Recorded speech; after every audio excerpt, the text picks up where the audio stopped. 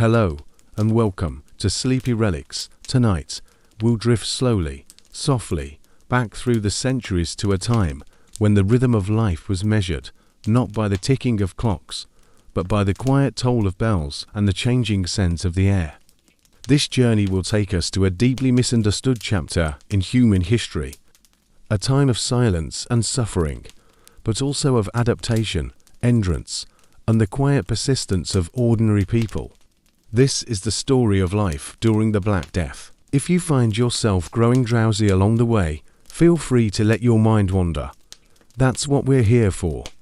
And if you're still awake after a while and feel inclined to gently support the channel, please consider subscribing. It helps keep the lanterns lit here, and your presence is always welcome. And if you're comfortable sharing, let us know in the comments where you're listening from and what time it is there. It's always fascinating to know how far across the world this quiet little campfire of stories has spread. Now then, make yourself comfortable. Imagine the soft rustle of linen sheets, the muted flicker of candlelight behind heavy wooden shutters. Outside, the world is colder, dimmer, more distant. Inside, it's quiet, safe, a good night to listen, a good night to rest. Let us begin slowly, gently by stepping into the daily rhythm of life in a small medieval town, just before the world began to change. Imagine yourself waking up on a grey spring morning in the year 1346, in a small timber-framed house, somewhere along the edges of Europe's countryside. The wooden beams creak above you, and the morning chill has settled into the thatch of the roof and the packed dirt floor. You rise slowly from a straw-stuffed mattress, wrapped in coarse woolen blankets, your breath visible in the pale dawn air. Outside, a cock crows faintly. This is a world largely without clocks, without glass windows, without even the faintest hum of modern life. People live by the rhythm of sun and bell, muscle and memory. Time moves slowly here, one task melting into the next. If you were a farmer, your days would begin before the sun, stretching your back and pulling on woolen hose still damp with dew. The land is never idle. There's barley to sow, sheep to tend, and wooden fences to repair. You might pass a neighbor on the muddy lane, someone you've known your entire life, nodding quietly as you pass, hands full of tools. Inside town walls, if you're lucky enough to live near a market, life carries a different soundscape. The clatter of wooden wheels on cobblestones, the rasp of a knife being sharpened, the slow hiss of bread baking in communal ovens. Bakers, cobblers, tanners, smiths, each immersed in a trade handed down for generations. The knowledge etched into muscle memory more than words. Meals are humble but filling, dark bread, pottage and ale. Occasionally, meat, usually salted. Everything is shared, everything has a purpose. Waste is not tolerated, because survival often teeters just above necessity. You gather water from the town well, cook over an open hearth, and sweep the rushes on your floor with quiet determination. And always the church looms in the background. Bells toll gently through the day, calling the devout to prayer. Saints are not only holy figures, but protectors against misfortune. Every day is a negotiation between the sacred and the mundane. The scent of life is everywhere: smoke from hearth fires, damp wool, wet earth, the sharp tang of livestock. Clothes are patched and repatched. Conversations are quiet, often murmured between neighbors over shared tasks. Children play with bits of wood, dogs slink through alleys, and the sky overhead is vast and undisturbed by contrails or towers. There is no sense yet of what is to come. No one has seen the signs. The roads remain open, trade flows freely. Ships move between distant ports. People fall ill from time to time: colds, fevers, the flux, but this is nothing new. Illness is as ordinary as rain. The world keeps turning. This is the quiet before the storm, before ships arrive in port cities carrying more than silks and spices, before bells toll not for mass, but for mourning, before daily life collapses, not all at once, but slowly, like a roof beam giving way under the weight of unseen rot. But for now, the world is still whole, still predictable, and life, in its slow and careful way, carries on. As we leave behind the calm routines of village life, imagine the slow bobbing of a wooden ship, its sails slack in the warm Mediterranean breeze. The year is now 1347. We are in the harbour of Messina, a Sicilian port that bustles with movement, traders shouting, rigging creaking, barrels rolling. But among the activity, there's something else. A strange quiet aboard a Genoese merchant ship, just now drifting into view. The crew does not call out. No one waves from the deck. The few men visible are gaunt and sunken, their faces drawn tight with fever and fear. Some lie motionless in the shade of sails, others moan faintly, their voices dry and cracked. These are the last survivors of a voyage that began months earlier, at the far edge of the Black Sea. They had come from Kaffa, a once bustling outpost on the Crimean coast, then a vital trade link between East and West. What these sailors had seen there was unthinkable. Siege warfare, desperation, and a new kind of death sweeping through the city with speed and ferocity. As the siege dragged on, stories would later whisper of bodies catapulted over walls, of strange swellings, and of a sickness that travelled in breath and blood. When the ship docked at Messina, the local authorities were quick to notice the state of the crew. They ordered the vessel out of the harbour, but it was too late. Even brief contact loading cargo, speaking with sailors, drawing near in curiosity was enough. The sickness began to spread. From there, the pattern repeated itself in slow waves. Ships limping into Marseille, Venice, and Genoa, trade routes, so vital to the lifeblood of medieval economies, became silent conduits of invisible contagion. Rats scurried ashore with ease, fleas transferred quietly from man to cloth to bedding. And still, no one knew what they were facing. There was no name yet, no theory, just death, and fear, and silence. In these early days, rumours took root. Perhaps it was a punishment from God. Perhaps it came in on the wind. Maybe it was tied to distant lands, or to strange foods, or to unseen poisons. Some believed it was a corruption of the air itself, thick, warm, and malignant. Others suspected dark magic, or the stars, or foreign traders. But whatever its origin, it moved with the speed of breath. Town after town, port after port, a trickle became a flood. And with each arrival, the symptoms repeated: sudden chills, swelling in the neck and groin, blackened limbs, and a quiet descent into unconsciousness. Few recovered. Officials tried to impose order. Some ports barred ships altogether. Others attempted quarantine, locking travelers in remote buildings for weeks at a time. But these measures came slowly, unevenly, and the damage had already been done. By the end of 1347, the Black Death had planted its roots deep into southern Europe. The rhythm of normal life began to falter, bells tolling more often, markets thinning, priests visiting homes more frequently, and an eerie sense of waiting, of watching, of unease. It was not yet everywhere, but it was no longer distant. Like a storm visible on the horizon, it was drawing closer, slowly, inevitably. And across Europe, people braced themselves for a trial they could neither name nor understand. As the plague crept further inland, its passage unannounced but deeply felt, people sought meaning. In a world without germ theory or microscopes, the spread of illness was as mysterious as the weather, and just as uncontrollable. And so, the mind turned to patterns, connections drawn from scripture, from the stars, from the changing scent of the air. Imagine yourself in a candlelit chamber, walls thick with the scent of burning herbs. A physician, dressed in long robes and a heavy-beaked mask, slowly circles a patient who lies still on a pallet of straw. The beak is stuffed with fragrant botanicals, rosemary, lavender, cloves intended to protect the wearer from foul air. To this doctor, the air itself is the threat, thickened by sin, corrupted by decay. It moves invisibly through cities and towns, clinging to clothing, entering lungs. This was the prevailing theory of the time. Miasma, disease, they believed, spread through polluted air, through invisible vapors released by rot or celestial imbalance. and so cities burned sweet-smelling resins. Streets were swept and doused with vinegar. Perfumed handkerchiefs were held tight to the nose. Others turned to astrology. Learned men charted the movements of Saturn and Mars, declaring that a rare conjunction had corrupted the heavens, setting in motion a cascade of earthly suffering.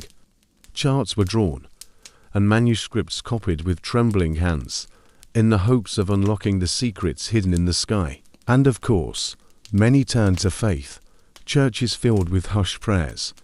Processions wound slowly through narrow streets, barefoot and penitent, chanting and weeping beneath iron grey skies. Some saw the plague as punishment, a divine reckoning for pride, for vanity, for sin. The cure, they believed, lay in humility and repentance. This sense of guilt seeped into daily life. People fasted. They gave up comforts. They struck themselves in public rituals, hoping their suffering would balance the scales. Flagellant groups, bands of devout believers traveled from town to town, scourging their own backs with knotted cords in bloody displays of devotion. Townspeople watched in silence as these processions passed, unsure whether to join them or flee from them. Superstition also flourished in the vacuum of certainty. Strange cures were whispered from door to door. Some hung onions from their doors. Others drank crushed emeralds mixed with wine. The desperate and the wealthy alike sought talismans, blessed bones, carved charms, rare powders, anything that might draw a protective circle around one's household. Yet beneath it all, there remained a quiet helplessness. For all the theories and rituals, for all the learned guesses and hopeful remedies, the truth remained elusive. The disease showed no respect for rank or piety. The young, the old, the noble, the humble, none were spared. And so, in kitchens and convents, in alleys and abbeys, life continued in hushed tones. People shared what they could, avoided who they must, and looked to the sky for signs that the balance might yet be restored. There was no single explanation, only layers of belief, woven together like a tapestry, each thread an attempt to understand the invisible enemy that now lingered in every breath. As the illness pressed into cities and hamlets alike, its grip tightening with each passing season, not all faced it in the same way. While peasants toiled and priests walked barefoot through plague-stricken alleys, another world moved quietly behind shuttered windows and heavy doors. The world of the wealthy, of nobles, merchants, and learned men sought refuge not just in prayer or remedies, but in distance. Imagine a sprawling villa in the countryside, far from the noise of the city. The stone walls are thick and cool. The air is fresher here, scented faintly with pine and pressed earth. A low fire crackles in a hearth as servants pad softly through dim corridors. This is not a fortress, but a kind of cocoon, an intentional separation from the turmoil beyond. For those with means, retreat became strategy. As soon as word of the plague's arrival spread through city markets and town halls, the privileged few began to withdraw. Country homes, previously used for leisure or harvest supervision, became sanctuaries. Entire households were packed and moved. Staff followed, doors were bolted behind them. In Florence, a group of young nobles and merchants' children did just that. Their story was later fictionalized in the Decameron, a book written by Giovanni Boccaccio himself, a survivor of the plague. The characters in his tale escape the sickened city and pass their time in storytelling, trying to maintain a sense of normalcy as the world outside crumbles. The setting is idealized, but the strategy was real. Inside these retreats, life took on a different tone. Meals were still served on fine tableware. Music was played softly in halls adorned with woven tapestries. If fear crept in, it was rarely spoken aloud. The wealthy had access to physicians, or at least those who called themselves such, and to more elaborate treatments. Herbal baths, imported ointments, and constant fumigation of rooms with burning herbs were common. Some nobles went further. They issued household orders. No one was to enter or leave without inspection. Couriers were dismissed, livestock kept at a distance. In rare cases, entire estates imposed their own quarantines, years before the practice became institutionalized.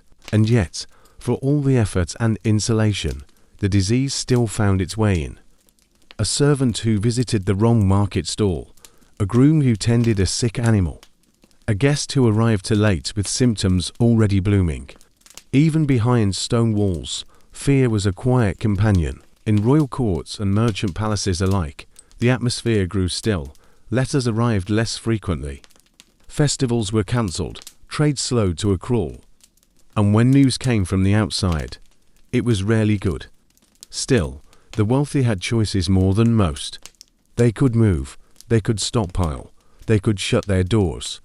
But they could not, in the end, outrun the air, and so they waited, behind thick curtains and embroidered pillows. They to learn the sound of silence, the subtle unease of uncertainty. The distant echo of bells carried on wind from the valley below. As the weeks turned into months, the slow rhythm of medieval life, the steady, repetitive tasks that gave structure to each day began to fray. Yet people still needed to eat. Water still needed drawing. Animals needed feeding. Fires had to be tended. Life, even in the shadow of great sickness, did not stop entirely. It simply grew quieter, stranger, and more solitary. Imagine a small home on the edge of a village. Its wooden shutters are drawn, its door slightly ajar. Smoke rises from the chimney, thin and hesitant. Inside, a woman ladles a thin broth from a kettle. She moves slowly. Her hands are raw from washing, her eyes fixed on the hearth. The rest of her family sleeps or lies still in the next room. She does not know if they will wake. She must fetch water from the well, but the road is different now, empty. The neighbour's dog no longer barks. The village square is hushed. The well bucket creaks on its rope. The air smells of wet stone and something sour beneath it. She does not linger. In towns, the daily bustle of trade and barter faded into sporadic movements. Markets became smaller or disappeared altogether.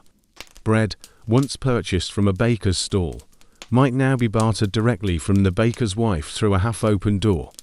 Coins were sometimes dropped into vinegar before being exchanged, in hopes that the liquid might cleanse them of death. Those who still worked did so cautiously. Grave diggers, midwives, millers, and shepherds, all essential, all exposed. Some refused to enter homes, calling through doors and waiting for bundles of cloth or coins to be tossed to them. Others wore makeshift coverings, hoods soaked in camphor, gloves of rough cloth. Few had answers. Fewer still had choices. Children, once part of the town soundtrack, were less visible. Some were sent to relatives in distant villages. Others stayed indoors, peering from behind curtains.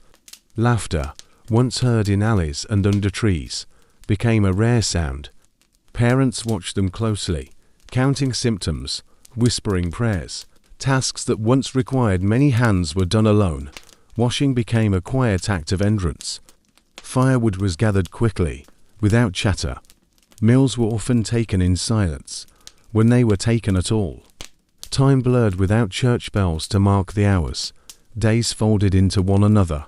And yet, within this quiet, people still tried. They swept their thresholds. They folded linens. They fed their animals. They wrote letters, even when no one came to collect them. The act of continuing, even in miniature, became a form of resistance. The rhythm of daily life had not disappeared. It had simply shifted slower, stranger, shaped by absence. It no longer hummed with the full voice of a village. Instead, it murmured in small pockets of effort. One half, one meal, one breath at a time. Now we shift our gaze to a single life, one man among thousands, whose quiet service would become a lantern for many during those darkest days. His name was Father Matthew, a cleric in the northern French city of Rouen. His story, though ordinary by the standards of saints and kings, offers a gentle glimpse into the choices some made when faced with the unknowable. Father Matthew was not a famous figure. He left no treatise, no portraits, no vaults of silver.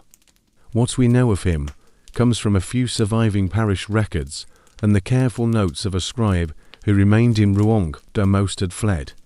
In his letters, the scribe described a man of gentle voice and even gentler habits, who moved through the town like the tick of a clock, steady, soft, and unnoticed until suddenly missed. In the spring of 1348, as the first cases began appearing in Rouen, many clergy left their posts. This was not always cowardice. Some were ordered away, others fell ill, others simply disappeared, but Father Matthew remained. Each morning, he made the same circuit, from his small room beside the church to the nearby almshouse, then down the narrow path toward the market, where he spoke gently with merchants who had begun leaving baskets of goods unattended. He did not preach loudly. He did not condemn. He listened. He prayed. He washed hands with cool water. He recited psalms by the bedsides of strangers, holding their hands until the breath left them. He wrote down names in the parish register long after their families could no longer be found. The scribe notes that Father Matthew began carrying a small sprig of rosemary in his robes, not as a cure, but as a comfort. He would press it gently into the palms of the dying, a small act of beauty in a world unraveling. And when asked why he stayed, he simply replied that it was his post. The bell does not ring itself, he is said to have murmured. By the summer of that year, Father Matthew's route grew shorter. He walked slower. One day, the church bell rang twice, once in the morning, and once in the evening, and then not again. The townsfolk, those few who still ventured near, understood. The church doors remained closed 4 days. Then, one morning, a younger cleric returned from the countryside and found the register open on the desk, Father Matthew's final entry written in a hand that trembled, but did not falter. He had recorded his own name, the date, and a single line, "This, too, I offer." No statue marks his grave.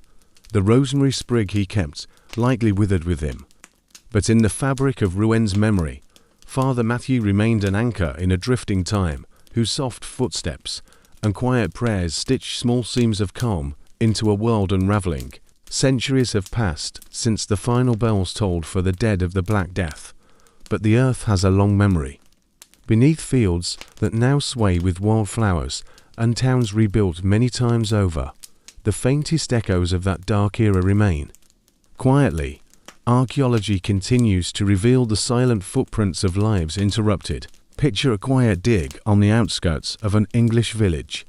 The grass has been cleared, a simple trench opened. The morning mist hangs low, and the soil is rich with the scent of damp clay and old roots. From this ground, centuries-old remains are gently lifted, bones arranged in hurried order, resting side by side with no markers, no inscriptions. These are not grand tombs. They are not royal vaults, nor ornate reliquaries.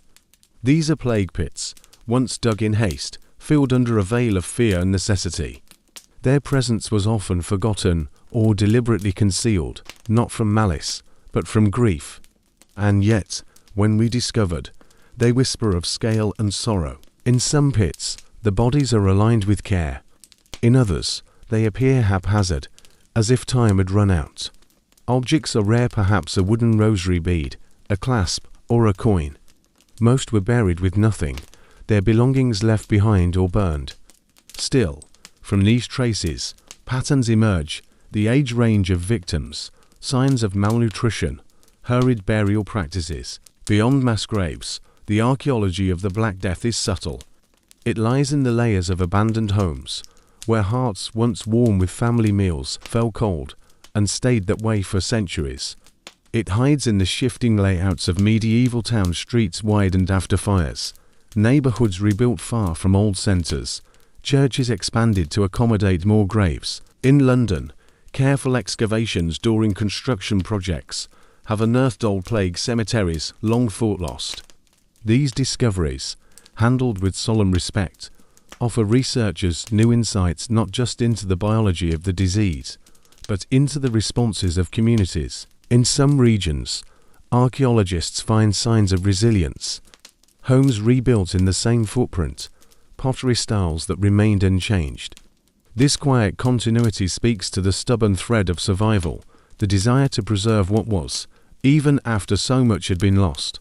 Other places show more dramatic shifts. Entire villages vanish from the records, places where the population never recovered, where the land was gradually reclaimed by grass, then forest.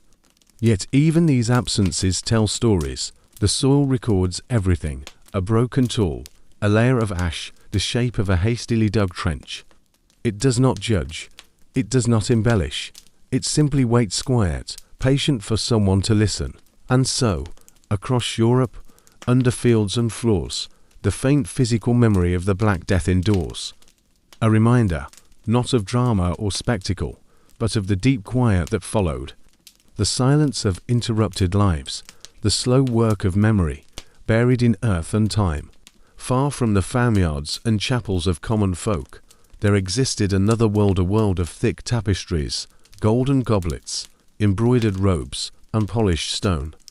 The courts of Europe's monarchs, though not immune to the trials of plague, offered a distinctly different experience of the era's suffering. Imagine a royal residence in late 14th century France. The air inside the great hall is hushed, carrying the soft rustle of silk and the distant crackle of firewood. Outside, courtiers walk with measured steps along cloistered galleries, their faces drawn yet composed. The smell of beeswax and dried herbs fills the corridor. The walls are high, the windows small. And yet even here, behind gates and guards, the threat lingers. Kings and queens, like all others, feared the spread of the plague. Their physicians, often the most learned men of their time, offered advice rooted in astrology, ancient texts, and cautious observation. Some rulers fled to remote fortresses, others stayed, but sharply reduced the size of their households. Entire courts migrated, often carrying elaborate baggage trains, seeking healthier air. Letters from the English court during the mid-century describe efforts to establish clean zones, areas where no outsider could pass without weeks of observation. Food was handled carefully, bedding aired daily. Sick servants were quickly removed. The queen's chambers, always secluded, became even more so an island within a fortress. Yet royalty could not fully retreat from the world. Governance did not stop. Diplomacy continued, though slowly, with sealed letters and cautious emissaries. Laws were still issued, ceremonies still held, though more quietly, more privately. When deaths occurred, as they did in all households, mourning rituals were adapted to protect the living. Some rulers turned inward during these years. Chronicles describe a Hungarian king who spent long stretches reading religious texts, rarely appearing in public. In Castile, Queen Maria is said to have turned her private garden into a chapel of sorts, offering daily prayers in solitude for her people. Even indulgence took on a muted tone. Court feasts grew smaller, less lavish. The usual entertainment, minstrels, jesters, hunts were pared back or paused. There was no appetite for spectacle in the shadow of such widespread loss. Beauty persisted, but more often in quiet things: a woven wall hanging, the soft strains of a lute, the scent of pressed violets. Despite every precaution, some courts suffered terrible losses. Succession lines were disrupted. Younger sons unexpectedly ascended to thrones. Nobles with no heirs left lands untended. Inheritance laws were tested and revised. Power shifted, sometimes subtly, sometimes dramatically. Still, in their measured footsteps and scented halls, the royalty of Europe continued. They made decisions, they kept records, they waited.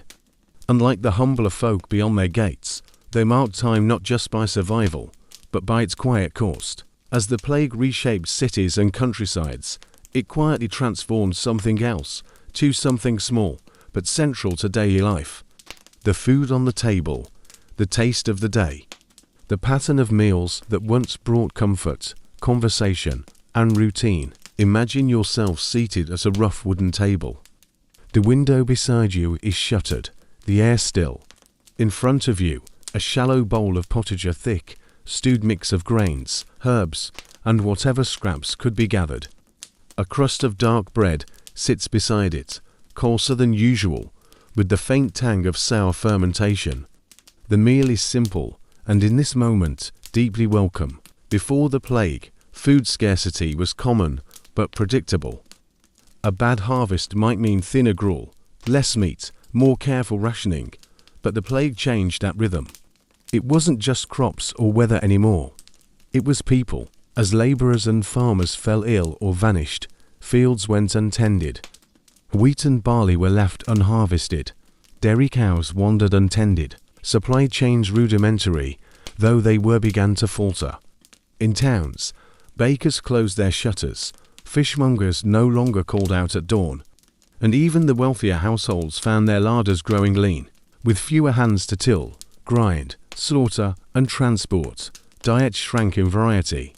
Luxury ingredients, spices, dried fruits, exotic preserves became rarer still, reserved for those with extraordinary wealth or privilege. For most, meals returned to a simpler form: oats, root vegetables, hard cheese, if one was lucky, and the ever-present ale. Foraging returned to prominence. Villagers gathered wild herbs, mushrooms, and berries to stretch meager stores. Nettles and garlic mustard were boiled into stews. Dandelions were brewed into thin teas. What had once been survival knowledge for the poorest became essential for many. Yet paradoxically, as the plague wore on and populations thinned, there were places where access to food actually improved. In rural regions, where survivors remained, abandoned lands were reclaimed. Grazing animals roamed freely. Some people ate better than before, not because the world had healed, but because fewer mouths now shared the same resources. Bread ovens, once shared by entire communities, grew cold in some towns. In others, they burned all day, tended by the few who remained, baking for those too fearful to gather. Coins lost some of their meaning, barter returned. A hen might buy a sack of barley, a few eggs, a pound of salt. The communal nature of food changed, feasts vanished, shared tables grew rare. Meals, once filled with stories and laughter, became quiet affairs, small, private, cautious. Food was still necessary, but now it was taken with a wary glance at those across the table. And yet, even in such a time, people still found ways to preserve ritual. A mother might set aside the best portion for a child. A travelling monk might be offered soup at a gate. A neighbour might leave a small loaf on a doorstep. These small gestures, eating, feeding, giving, wove a fragile thread of connection through a world unravelling. In the end, the taste of plague-era Europe was not a single flavour, but a shifting palette of absence and adaptation. Bitter roots and sour bread, boiled barley and watered ale. The occasional sweetness of apples in autumn, and the enduring warmth of a shared meal, however humble, against the chill of uncertainty. Among the many silences the plague left behind, church bells tolling unanswered, streets emptied of their noise, one of the softest was the vanishing voice of the letter writer. In a literate household, or among clergy and merchants, written words had long bridged distances. But as the plague spread, the rhythm of correspondence began to falter. Imagine a desk, worn smooth by years of use, in the corner of a modest clerical chamber. A window opens onto a street below, silent but sunlit. The desk holds an inkpot, a goose-feather quill, and a small stack of folded parchment. The candle beside it has long since gone cold. Letters in the 14th century were not everyday affairs. Parchment was costly, ink precious, and most people did not read or write at all.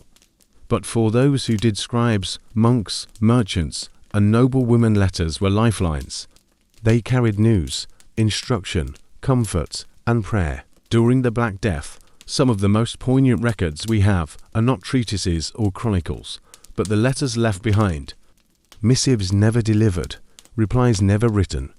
They are full of hesitation, of unfinished thoughts, of hope dimmed by distance. A merchant in Bruges wrote to his brother in Lyon, warning of illness near the docks. "Do not tarry in the lower quarter," he urged.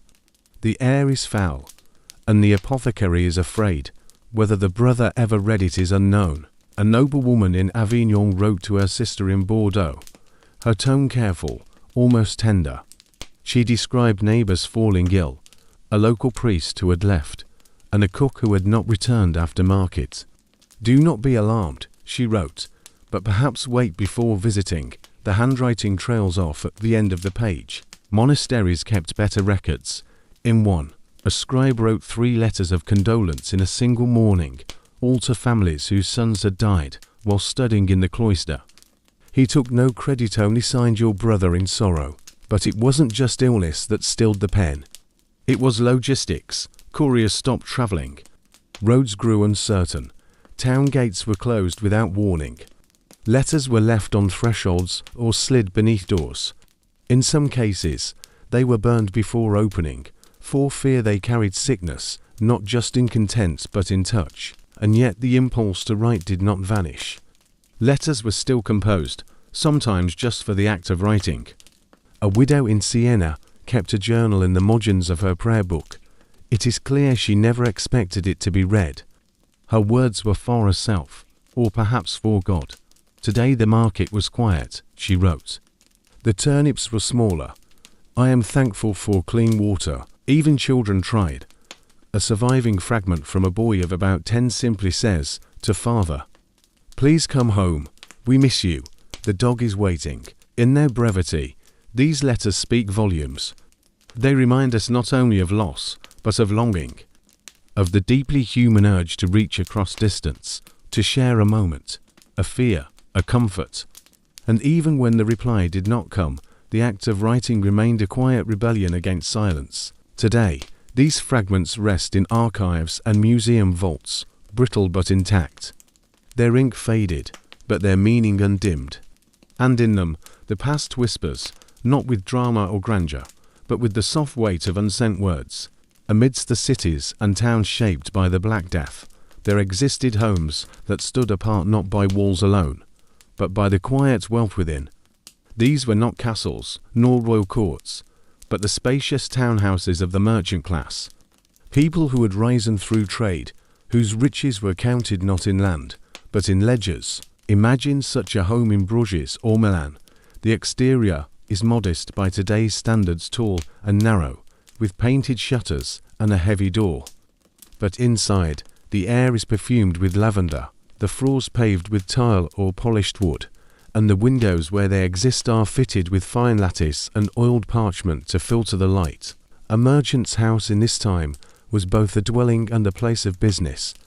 The lower rooms often served as counting houses, where apprentices scratched away at long scrolls, tallying wool, spices, and wine.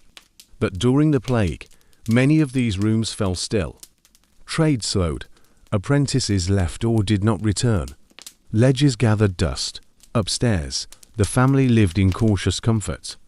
Meals were still served on polished pewter. Beds remained draped in embroidered linens. Children still practiced their letters, their fingers tracing Latin script on wax tablets. But everything was quieter. Even laughter, when it came, was hushed. Servants moved carefully, often fewer in number than before. Some had fled, others had been dismissed to reduce risk. Those who remained were considered part of the household, now more than ever. Trust was everything.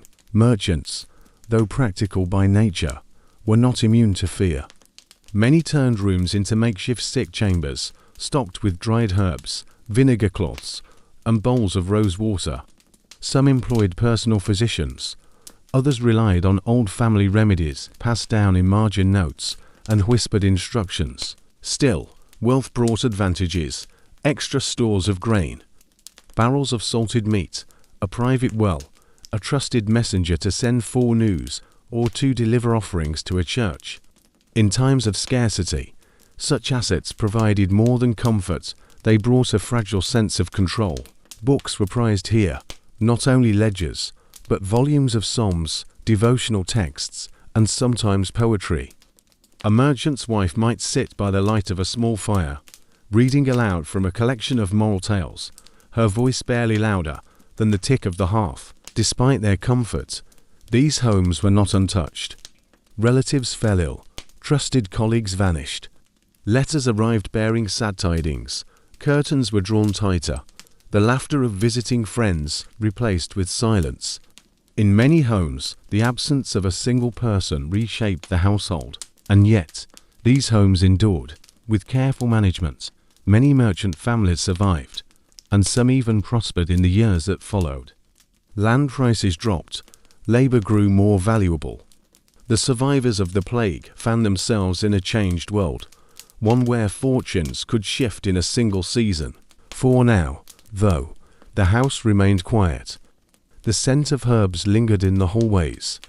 A ledger sat unopened beside a warm loaf of bread, and in the stillness, the rhythm of survival continued, not frantic, not grand, but steady and small. The quiet hum of lives lived behind closed shutters, with patience and with care. In a world without microscopes, without laboratories or clinical trials, understanding disease was not a matter of certainty, but of speculation. The Black Death, sweeping swiftly and mysteriously across nations, confounded even the most learned minds. And yet, people still ask the question, what is this? Why has it come?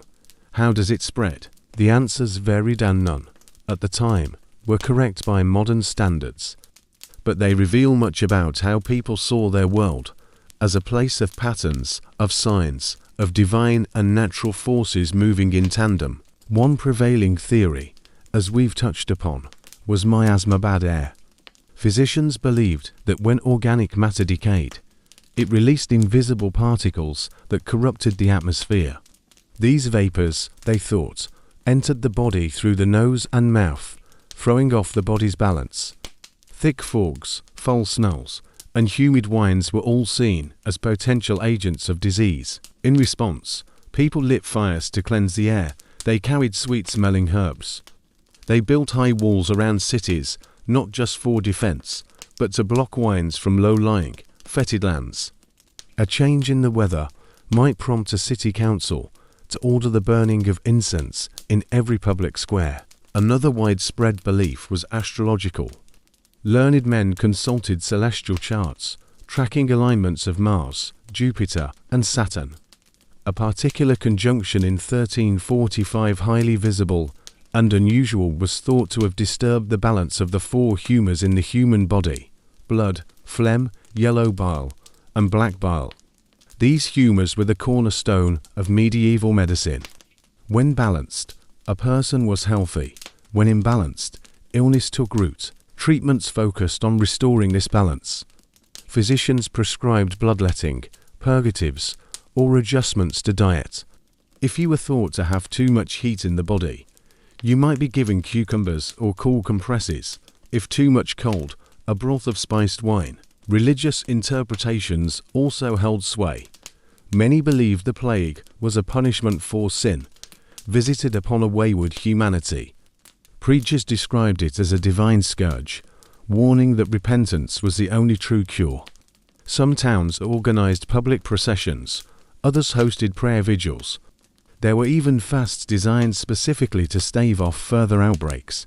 Among the population, rumors and folk beliefs filled in the gaps.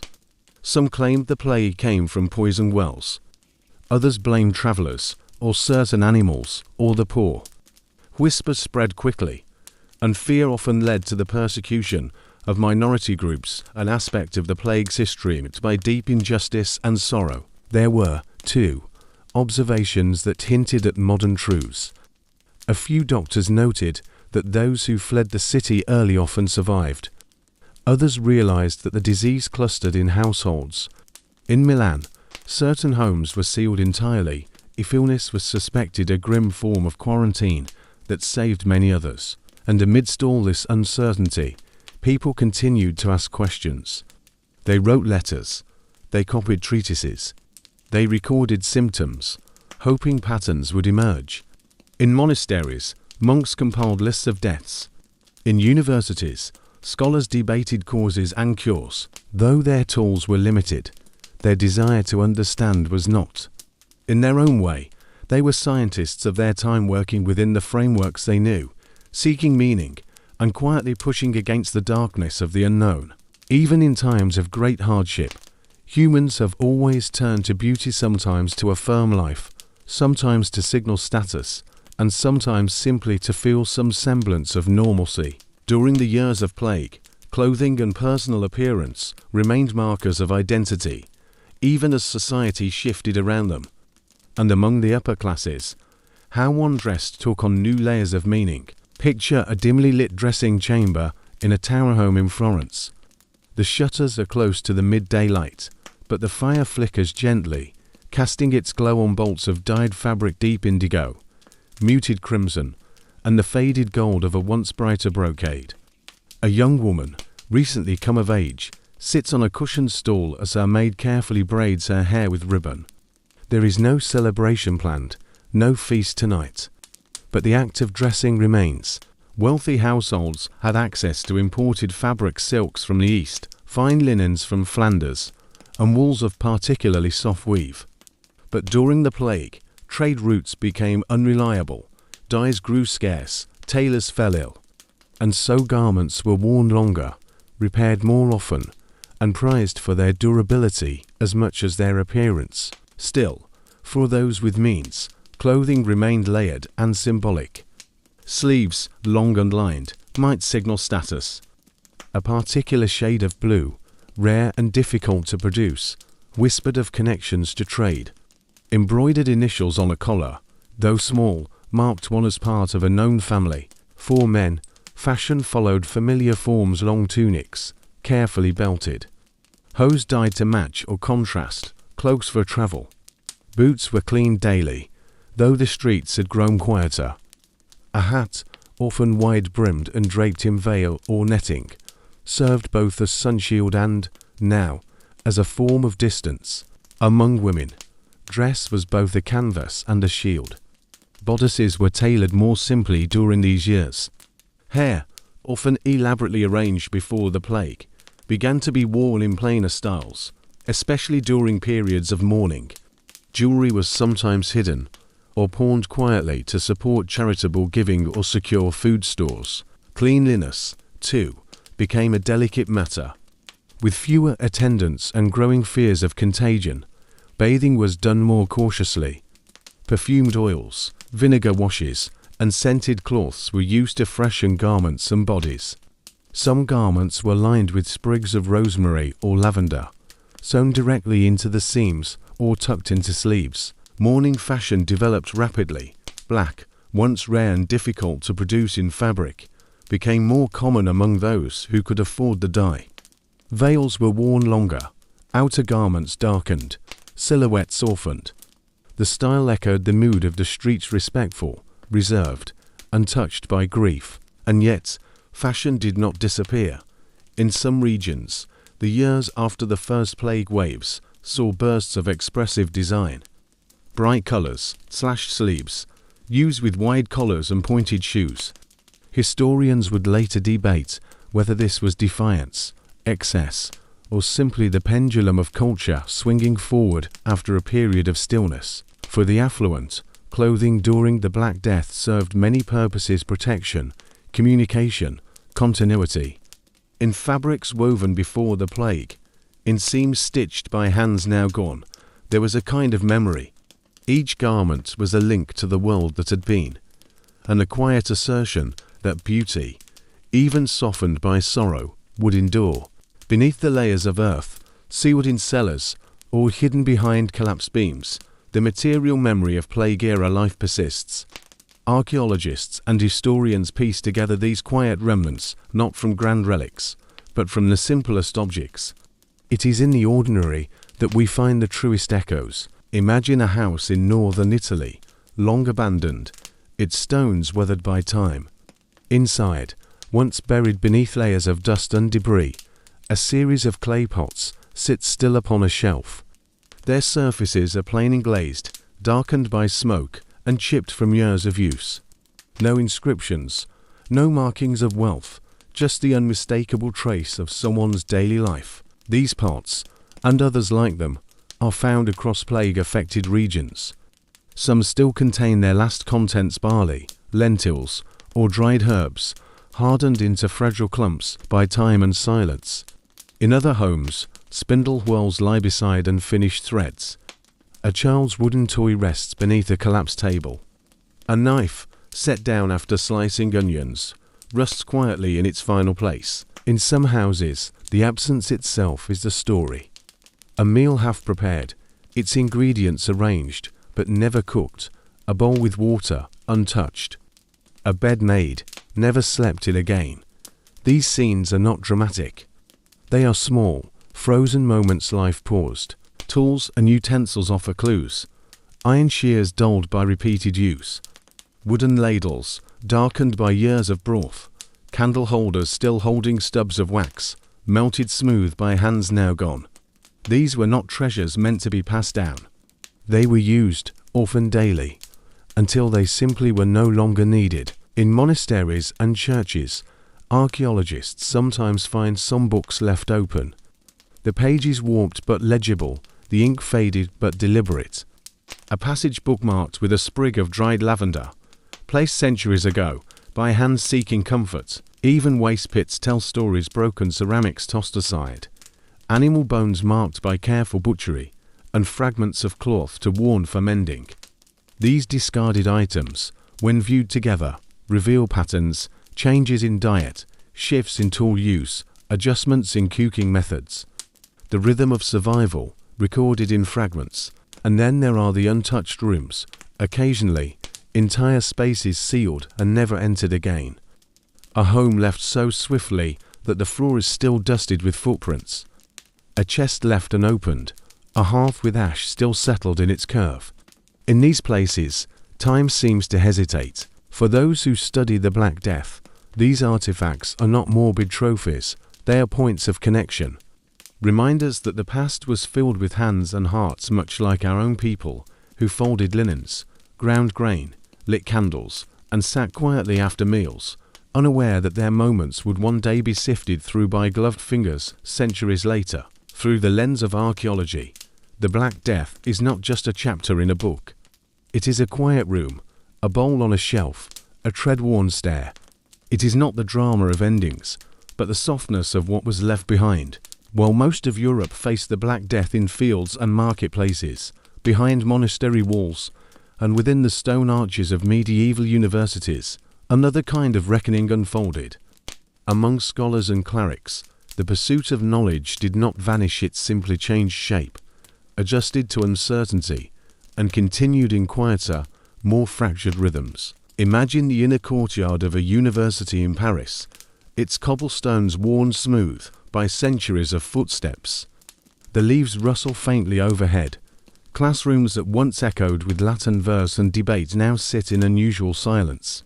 The chapel bell still rings, but fewer robes gather for morning prayers. Medieval universities were tight-knit communities, populated by young men from across the continent, noble sons, clerical apprentices, and those marked early for ecclesiastical or legal careers. Their lives were governed by structure, lectures, disputations, shared meals, and solemn rituals. But when the plague arrived, that structure began to unravel. Some universities suspended their sessions entirely. Others attempted to continue with reduced staff. Professors died, students fled, libraries were locked, the exchange of ideas slowed. Even correspondence between scholars, once a steady flow of commentary and speculation, grew sparse and hesitant. In places where study continued, the tone changed. Medical faculties, in particular, found themselves in high demand.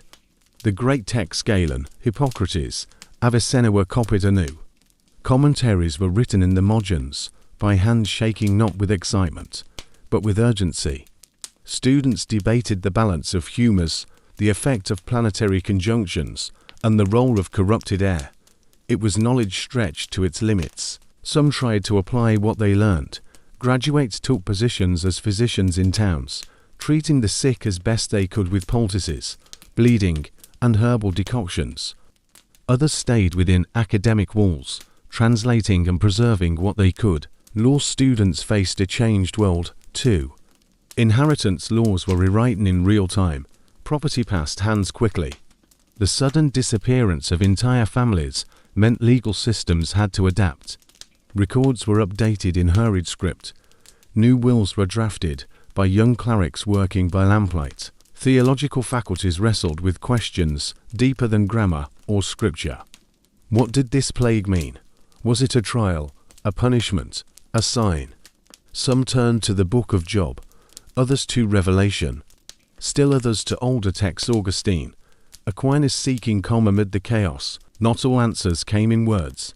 In some corners of the university, scholars turned to quiet work illuminating manuscripts, restoring older texts, copying prayers onto small slips of parchment. These slips were sometimes carried in shoes or sewn into clothing, not as superstition, but as talismans of reason in a world gripped by fear. And when the plague passed, when the city grew quieter, not from death, but from recovery, these universities endured, changed, yes, reduced, yes, but still standing. The lectures resumed. New students arrived, and on quiet afternoons, beneath the vaulted ceilings of stone halls, the ancient rhythm of learning stirred once again. The educated class during the Black Death did not hold all the answers, but they preserved questions, and sometimes that is what matters most. Tucked into valleys or perched beside winding rivers, monasteries offered a different kind of shelter during the years of plague. These were places where the day was measured not by the tolling of city bells, but by the steady rhythm of prayer, silence, and service. And yet, even here, the Black Death found its way in. Imagine the stone corridor of a Benedictine monastery, somewhere in northern Europe. The air is cool and still. A thin thread of incense lingers from morning prayers. Outside, the fields are quiet. Inside, the monks move slowly, each with a task, some in the kitchen, some in the scriptorium, some in the herb garden, each step part of a routine shaped by centuries. Monastic life was, by design, ordered and inward-looking. The rule of St. Benedict governed behavior, speech, and time.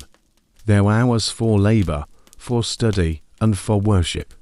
Even meals were silent, taken with bowed heads and a sense of reverence. When the plague appeared, many monasteries responded by closing their gates.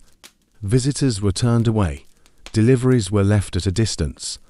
The focus turned inward. Still, the monks did not stop their work.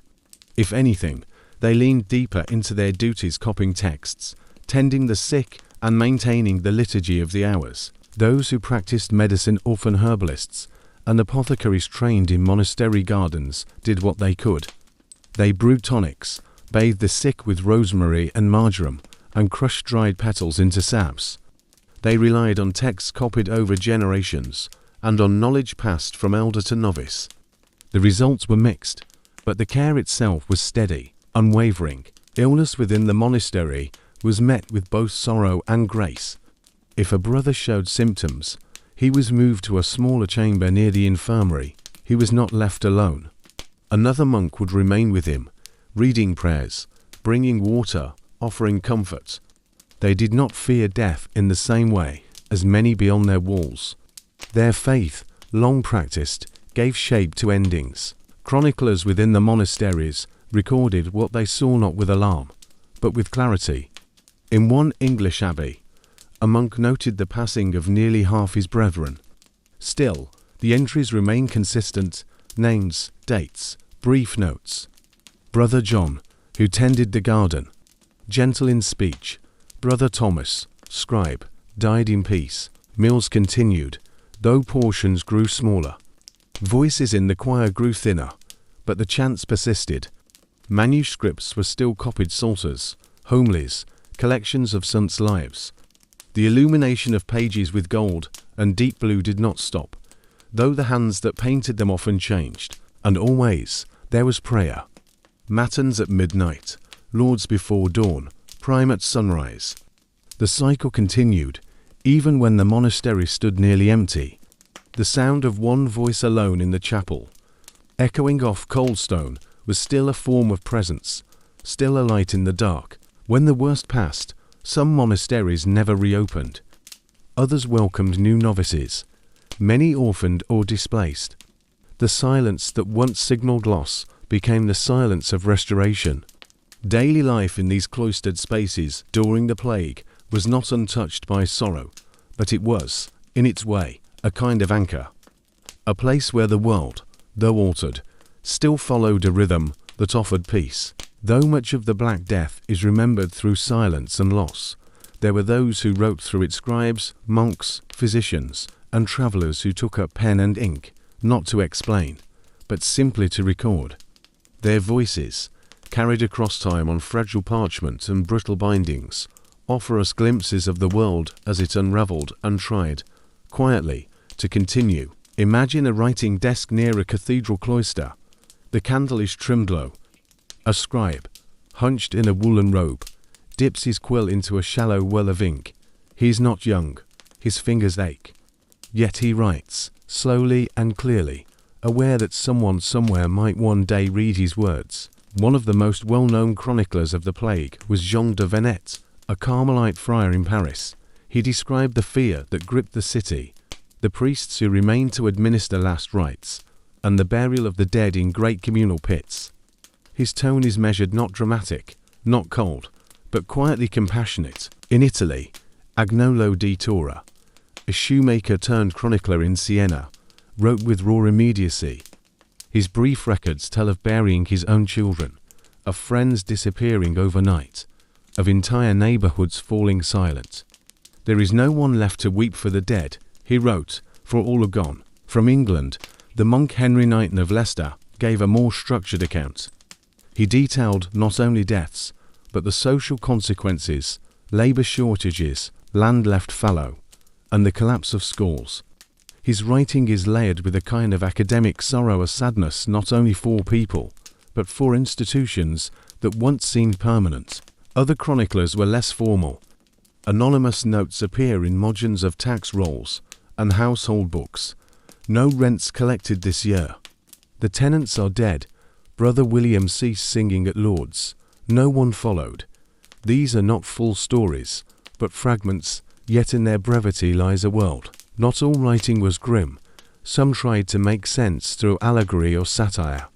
In Florence, Giovanni Boccaccio began composing the Decameron, a series of tales told by a group of young people who fled the plague to a countryside villa. The stories within are often humorous, sometimes bawdy, always human. The frame 10 people telling 10 stories over 10 days was a structure of order amidst chaos. Physicians wrote, too, their treatises, copied and recopied, often blended observation with theory. They noted symptoms, attempted classifications, and proposed treatments. Some recommended bloodletting. Others preferred aromatic herbs or dietary changes. Few had effect. But the act of writing itself was a form of resistance, a declaration that reason still had a place, even in uncertain times. We also find letters scattered, tentative, written between family members, city officials, or clerics. Some plead for aid, others offer condolences. Many remain unfinished. These writings are not polished histories. They are not composed with an eye for drama or clarity.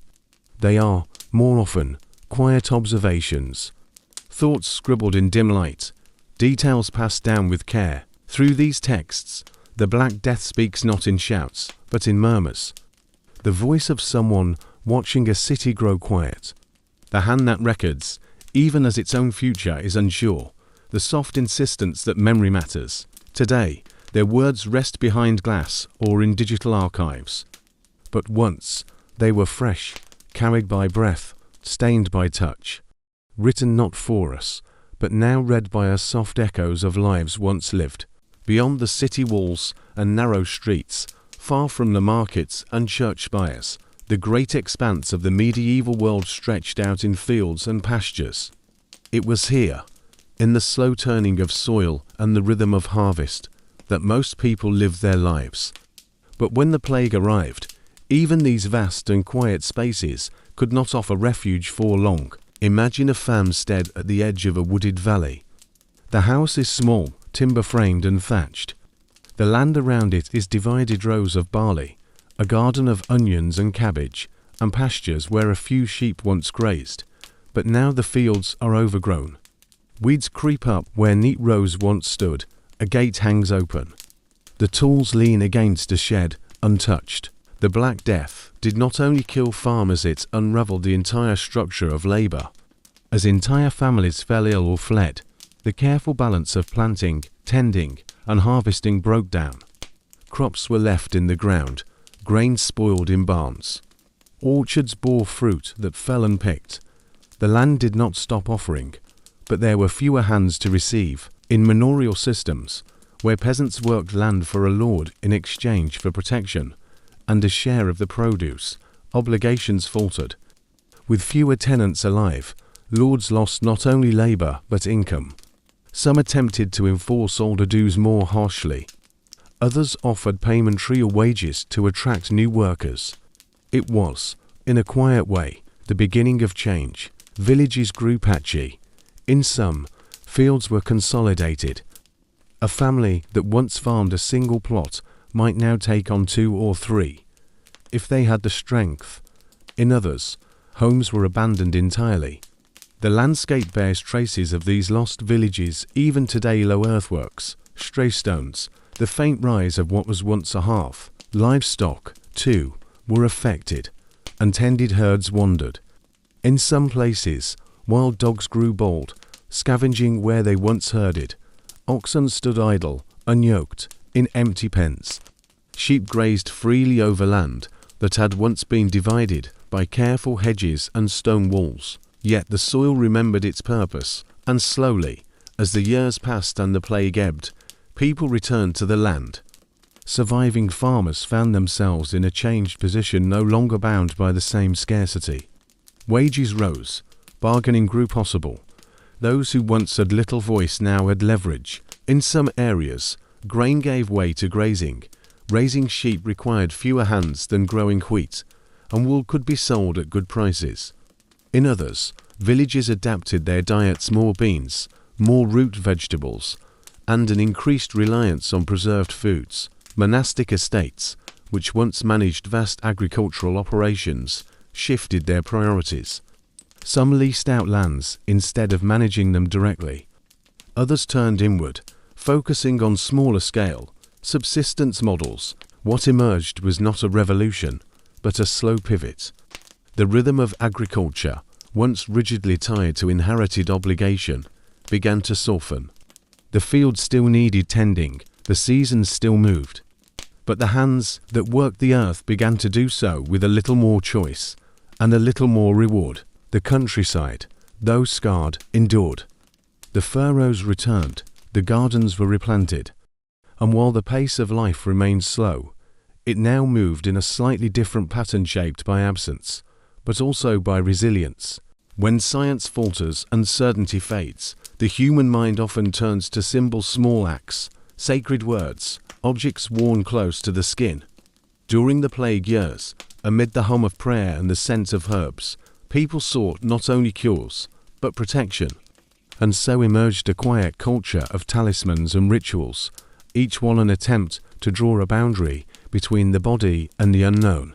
Picture a modest wooden cross, no more than the length of a palm, carved by hand and darkened by time. It hangs from a strip of cord, tied gently at the neck. The surface is smooth in some places, worn by touch. Such a token was not rare. It was a companion, a comfort. Not magic, but memory made tangible. Amulets were worn by rich and poor alike. Some were religious relics of saints, pieces of parchment bearing scripture, tiny lead medallions stamped with holy figures. These were tucked into sleeves, bound to wrists, sewn into hems. Others were more eclectic: stones marked by unusual patterns, herbs gathered under specific moon phases, coins rubbed smooth by generations of hands. One common protective charm was the abracadabra triangular arrangement of the word written repeatedly, each line with one fewer letter, forming a tapering shape. These were written on parchment and hung around the neck or pinned to doorways. It was believed the word's diminishing form could ward off illness, as though the disease itself might be weakened line by line. Herbal satchels were another frequent safeguard. People carried small cloth bags filled with aromatic plants: lavender, rue, sage, camphor. The scent, they hoped, would cleanse the air and protect the lungs. In some towns, bundles of herbs were tied above thresholds or placed in the corners of rooms, like gentle guardians of space. Some practices were deeply personal. A widow might wear her late husband's ring on a cord beside a bit of rosemary. A child might be given a token from a parent before they left for another village, perhaps just a button, or a ribbon, or a bead strung on a cord. Meaning was not always in the object itself, but in its story. There were spoken charms, 2 rhythmic verses, sometimes in Latin, sometimes in the local tongue. They were whispered under the breath or spoken aloud while passing strangers. These were not spells in the fantastical sense, but structured phrases believed to harmonize the spirit or shield the soul. Some were passed down, others improvised. Not all believed in these practices, of course. Some scorned them as foolish or irreligious, but others, including many clergy, tolerated them. In times of deep uncertainty, comfort was not dismissed lightly. City officials occasionally banned certain talismans, fearing that gatherings of charm sellers or healers might worsen the spread. Yet the bans rarely lasted. The need was too strong. A charm, however humble, gave shape to fear. It gave the bearer something to hold, to touch, to trust. Today, many of these objects rest in museum drawers, catalogued, preserved, but long since quiet. Their power was never in their materials, but in the hands that made them and the hearts that believed. In the long shadow of the plague, they offered a small light, not a cure, but a hope. Far from the towns with their winding alleys and market stalls, and far again from the labouring fields of the peasantry, sat the country estates of the nobility, large, self-contained, and carefully guarded. These homes, often fortified and built with permanence in mind, offered not just shelter, but separation, a world within a world. Imagine a manor house rising from the mist of a dewy morning. The gates are closed, the stone walls are cool and damp. Beyond them, the estate stretches quietly: orchards, stables, a chapel, a fish pond lined with reeds. Inside, there is motion, but little noise. Everything is slower here now, everything measured. For the nobility, the arrival of plague brought both fear and decision. Many chose flight, leaving city residences behind and retreating to country seats. Here, the air was thought to be cleaner, the roads less travelled, the risk, perhaps, lower. But safety came with effort. At the heart of these estates was control.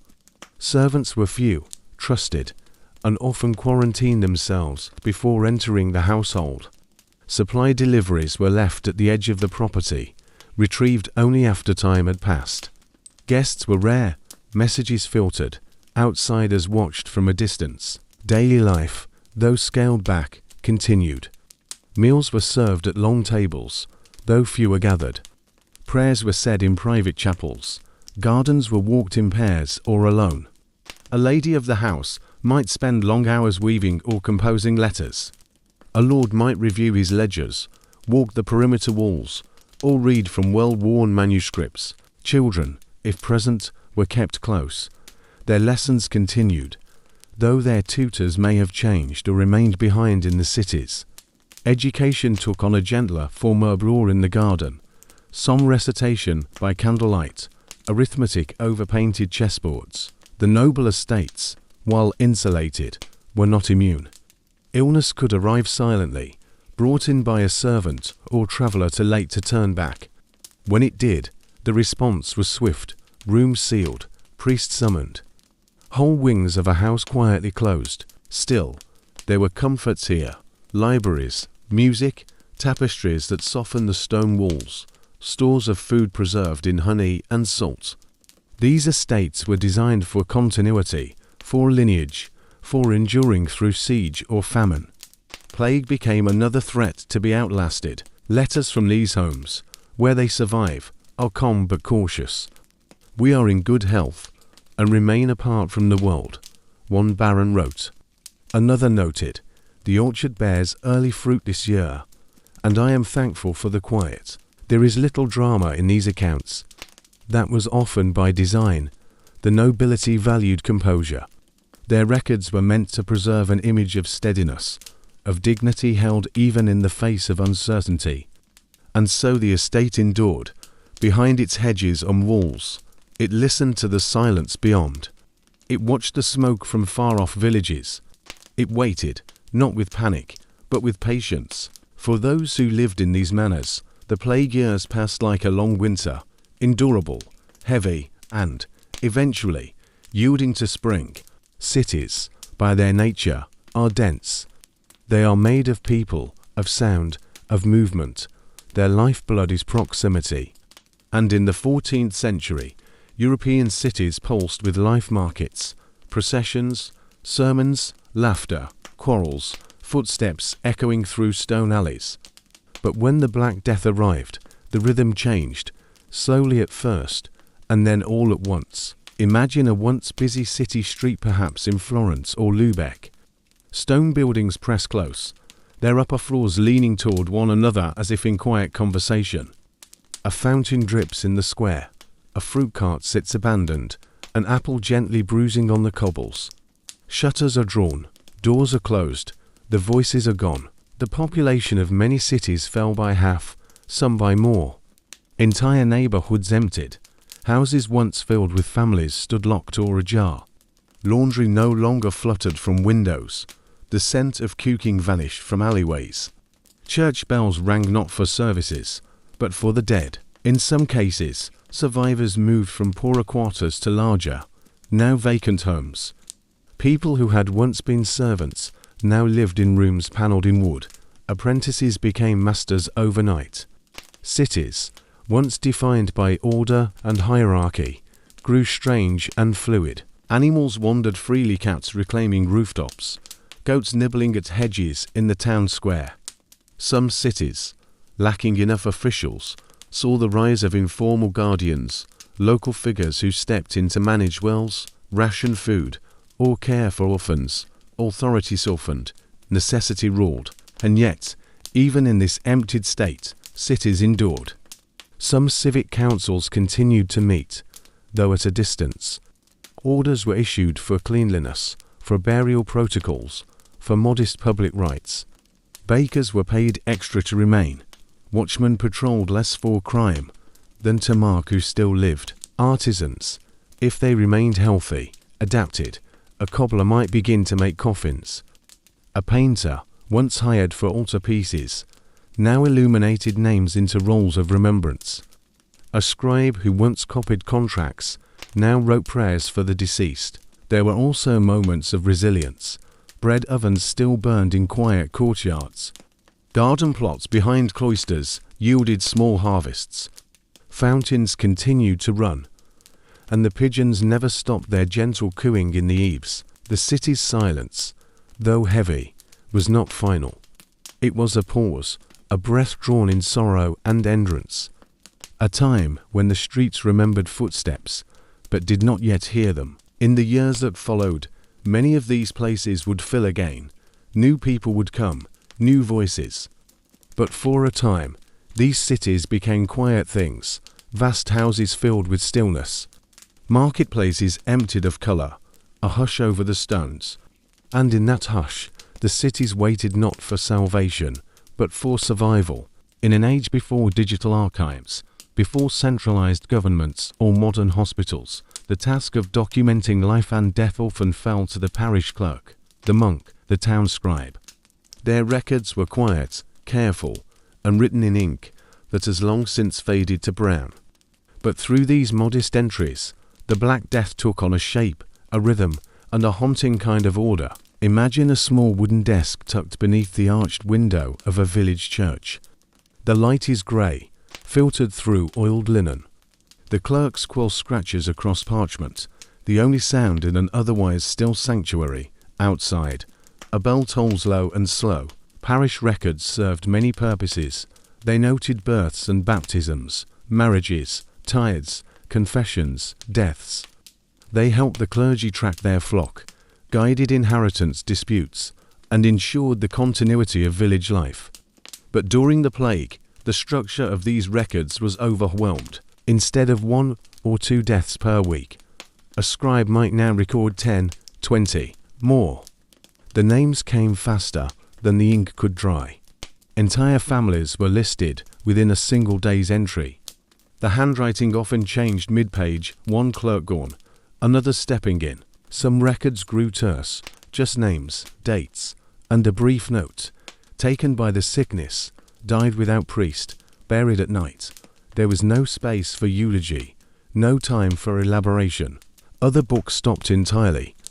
A last entry, June 3rd, Thomas the Elder, wife and sons. God have mercy, followed by blank pages, the quill set down and never lifted again. These unfinished ledgers, still found in archives across Europe, are among the most haunting artifacts of the era. And yet, not all books fell silent. Some clergy continued recording, even as the parish around them diminished. They wrote not only names, but observations, that the bell ringer now also dug graves, that the baker's oven had cooled, that the church candles burned more slowly because no one trimmed their wicks. In cities, the accounting of death became more structured. Municipal records, where they survived, show efforts to track burials, enforce quarantine, and manage property left unclaimed. Lists of houses marked with black crosses, notes on how many were carried out by cart. These records served a purpose beyond sorrow. They shaped response.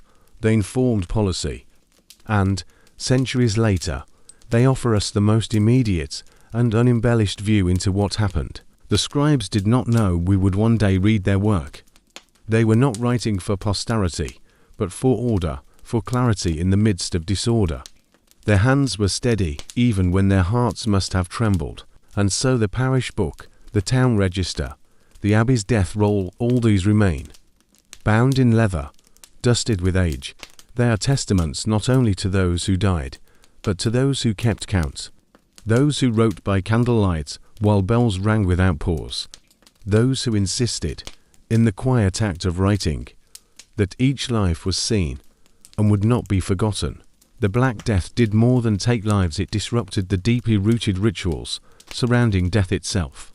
In a world where burial was as much spiritual as practical, the plague scale left communities unable to perform the rites they held sacred. And so, quietly and out of necessity, a new form of interment emerged, the plague pit. Imagine a field just outside the town wall. The grass is low, the earth recently disturbed. A shallow trench stretches into the distance. There are no headstones, no rows, no markers, only a faint smell of soil, and the heavy silence that settles when ritual has been replaced by urgency. Before the plague, funerals followed a script. The body was washed, wrapped in linen, blessed, and buried with prayer. Bells rang, neighbors gathered, priests offered final words. But as the death toll rose, these traditions began to fall away. Plague pits' large communal graves were dug quickly, some by professional gravediggers, others by townsfolk pressed into service. In many places, the work continued day and night.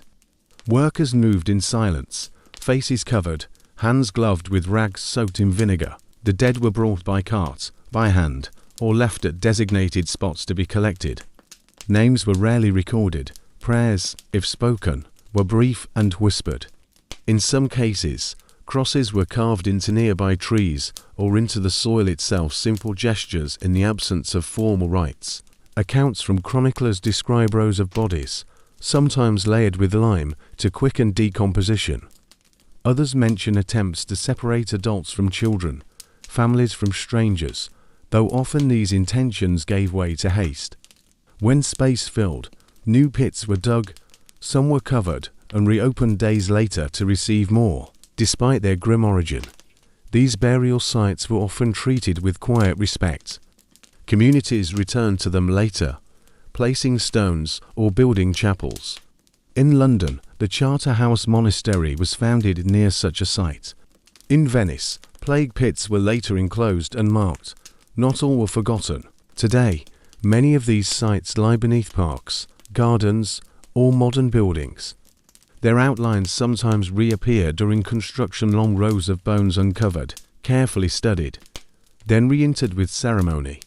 Scientists have gleaned much from these remains: how the plague spread, who it struck, what conditions were like. But beyond the data lies something quieter.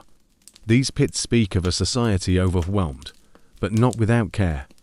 A people who, even when faced with impossible loss, still sought to lay their dead to rest, not individually, perhaps, but with dignity shaped by necessity.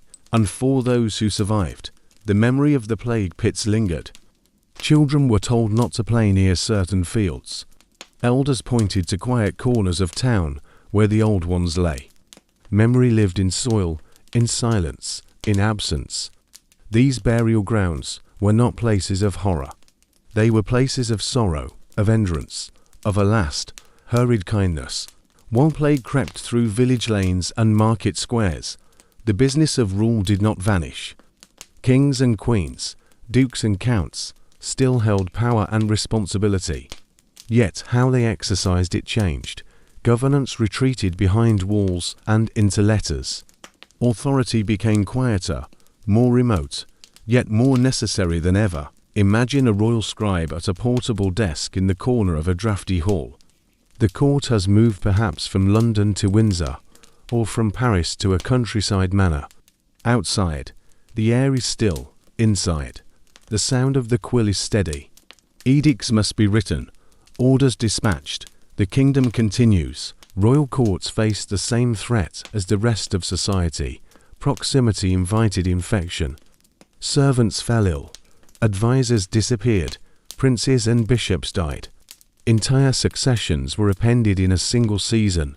Yet rulers were expected to remain strong, to act, to command, even if from behind bolted gates. Some monarchs fled to remote estates.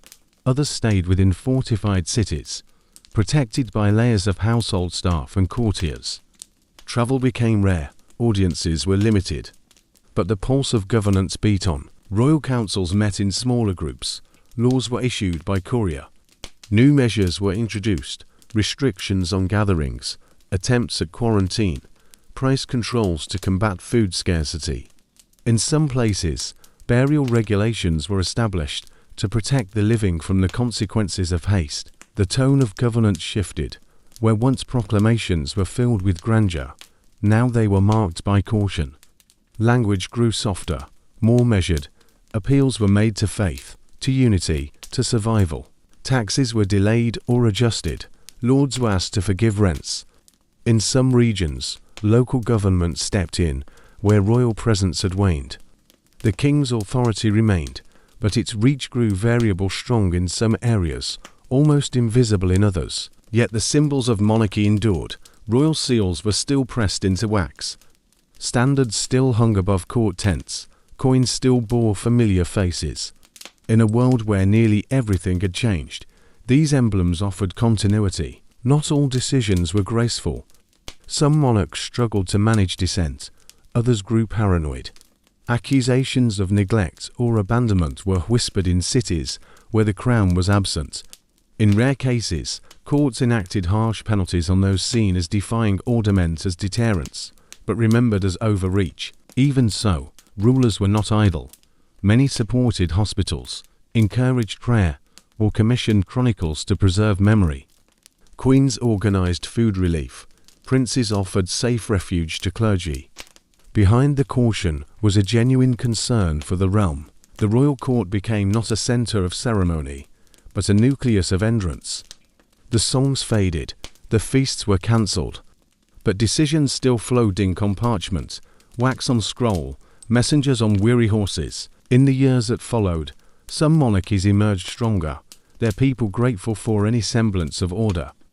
Others weakened, their distance to start to forgive. But during the plague itself, the court did not vanish. It bent, it withdrew, it adapted. It waited, as many did, for the moment when the world would begin again. While much of medieval life faltered under the weight of the plague, the tasks of the household persisted, quieter, lonelier, and often under strain, but never entirely ceasing. In cottages and manors alike, the work of the home, often carried by women, continued to form the soft backbone of survival. Imagine a modest home with a sloped roof, nestled near a grove of elm. Inside, the fire has burned low. A woman sits at the window, sewing by the slanting light of late afternoon. Her fingers move carefully, threading a patch onto the worn elbow of a tunic. Around her, silence. A stew simmers faintly on the hearth. With fewer people to share the work, household labor became heavier for those who remained. Tasks once divided among family members or servants were now carried out by one or two.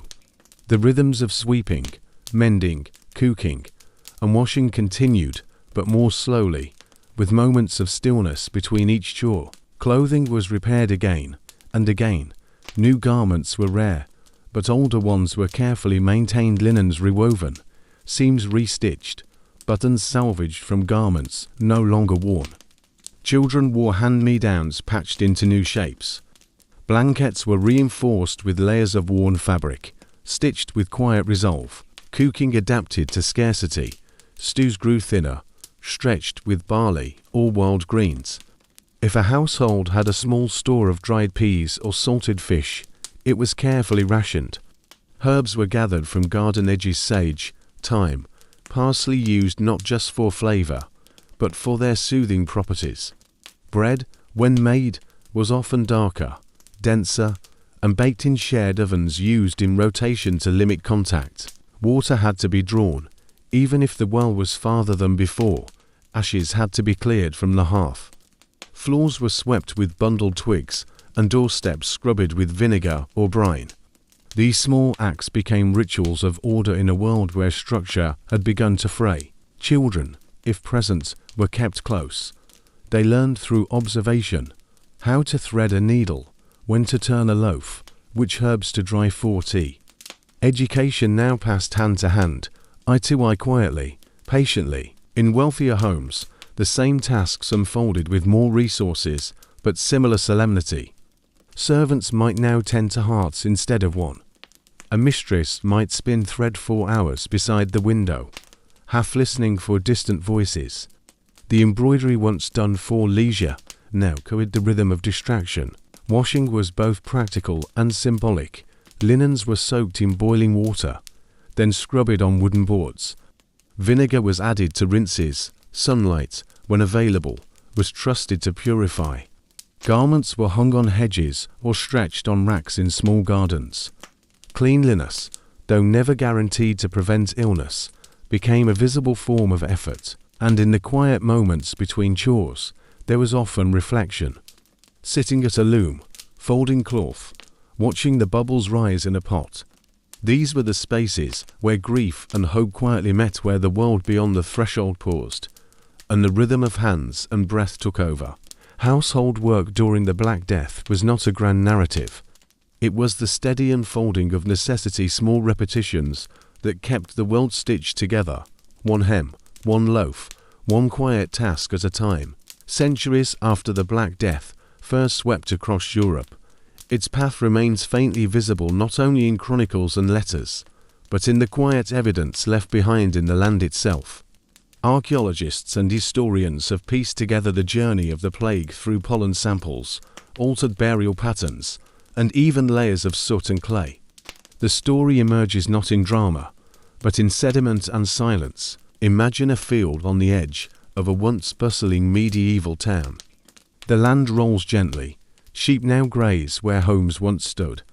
Beneath the surface, layered in compacted soil, lie the faint outlines of what was. Burned posts from homes abandoned, charcoal dust from a fire lit to cleanse, ceramic shards scattered beside a pit hastily filled. Environmental archaeology helps trace the echo of disappearance. In pollen records taken from marshes and peat bogs, scientists have detected abrupt shifts in land use during the mid-14th century. Where once there was evidence of consistent ploughing and cereal cultivation, suddenly there is a lull. Wild plants return, trees begin to reclaim pasture. It is as though the fields, once obedient to the hand of man, were suddenly left alone. In parts of Scandinavia, entire villages vanish from the soil record, not destroyed, but left quietly, utterly. The earth slowly erases paths that were once well worn, fills in the footprints of carts, and covers the stones of thresholds with moss. What survives are signs of absence, and those, too, must be read carefully. Animal bones offer another trail. In settlements where plague hit hard, there are signs of unattended livestock bones left unbutchered, remains scattered without order. In one English village, a large number of pig remains suggest that animals were left to fend for themselves after their keepers perished. In churchyards, the spacing of graves changes. Earlier burials are careful, deliberate, aligned with sacred orientation. But during plague years, spacing narrows. New layers are added above older ones. In some places, graves are lined up outside consecrated ground, marked only by low stone borders or shallow mounds. More recently, genetic studies have offered new clarity. Teeth recovered from victims buried in known plague pits have yielded fragments of the bacterium Taenia pestis, a tiny signature of the disease's passage. From this, researchers have mapped not only the spread, but the strain, comparing how the bacterium evolved as it moved across continents. Trade routes tell their own tale. In docklands and former marketplaces, remnants of goods abandoned in haste show which ports remained active, which ones shuttered early, and where contamination fears halted commerce. A merchant's weight scale left mid-measure, a shipment of saffron never claimed. Together, these clues allow us to follow the plague not just as an idea, but as a presence. It moved not like a storm, but like a tide quietly rising, settling into the spaces between daily life. And though the people who lived through it could not map its course, the earth has kept the outlines of its journey.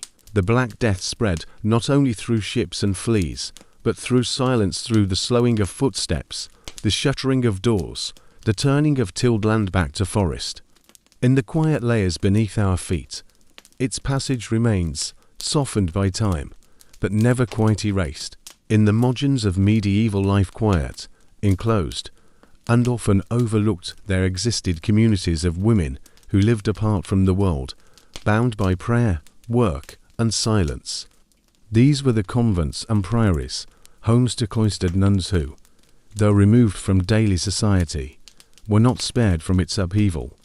During the plague years, their world too was touched by sorrow, but held firm in faith.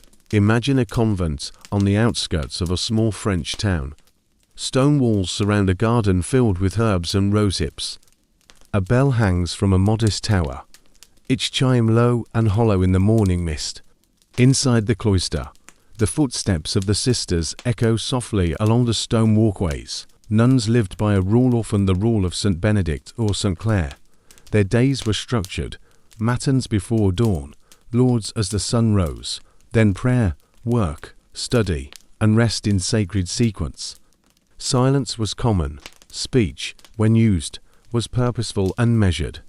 They were women of devotion, and in their quiet, they served. As the plague approached, many convents closed their doors to the outside. Visitors were turned away, deliveries left at gates. Yet nuns remained active in their own communities. They nursed their ill sisters, they prayed. They maintained their chapels, they copied texts. And for those with infirmaries or attached hospitals, they tended the sick from outside as well. Unlike many laypeople, cloistered nuns were often accustomed to simplicity and isolation. Their lives, already contemplative, adjusted to further stillness. Yet death came here, too. Chronicles from several convents describe sisters succumbing one by one, taken not in panic, but in solemn acceptance. Those who remained continued the prayers. The bells still tolled, psalms were whispered beside empty beds. The loss of numbers sometimes left entire convents abandoned. Other communities were saved by their remoteness, tucked high in mountain valleys or behind heavy monastery gates.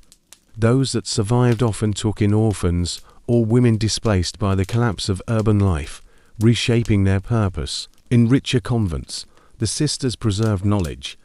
They copied manuscripts, psalters, gospels, and even medical treatises. Their script, steady and clear, lines page after page with careful ink. In doing so, they safeguarded texts that might otherwise have vanished in the upheaval. For many women, the convent was not simply a retreat from society, it was a form of agency. Here, they led, taught, and healed. Abbesses managed property and made decisions in the absence of male clergy. Some issued letters to local lords, others petitioned for supplies or land after the deaths of donors. Life behind the veil was not untouched by fear, but it was shaped by rhythm. The order of days offered a buffer, a kind of spiritual anchoring. In their gardens, nuns tended bees and herbs. In their kitchens, they baked bread for one another. In the candlelit stillness of their chapels, they sang hymns with thinning voices, but voices that did not cease. These were not grand places, no stained glass, no golden altars. But they were resilient spaces, where loss was honored, not with fanfare, but with faith. And through the plague years, the cloister walls, so often associated with withdrawal, became a place of quiet strength. When catastrophe strikes, laws do not vanish, they shift, adjust, bend.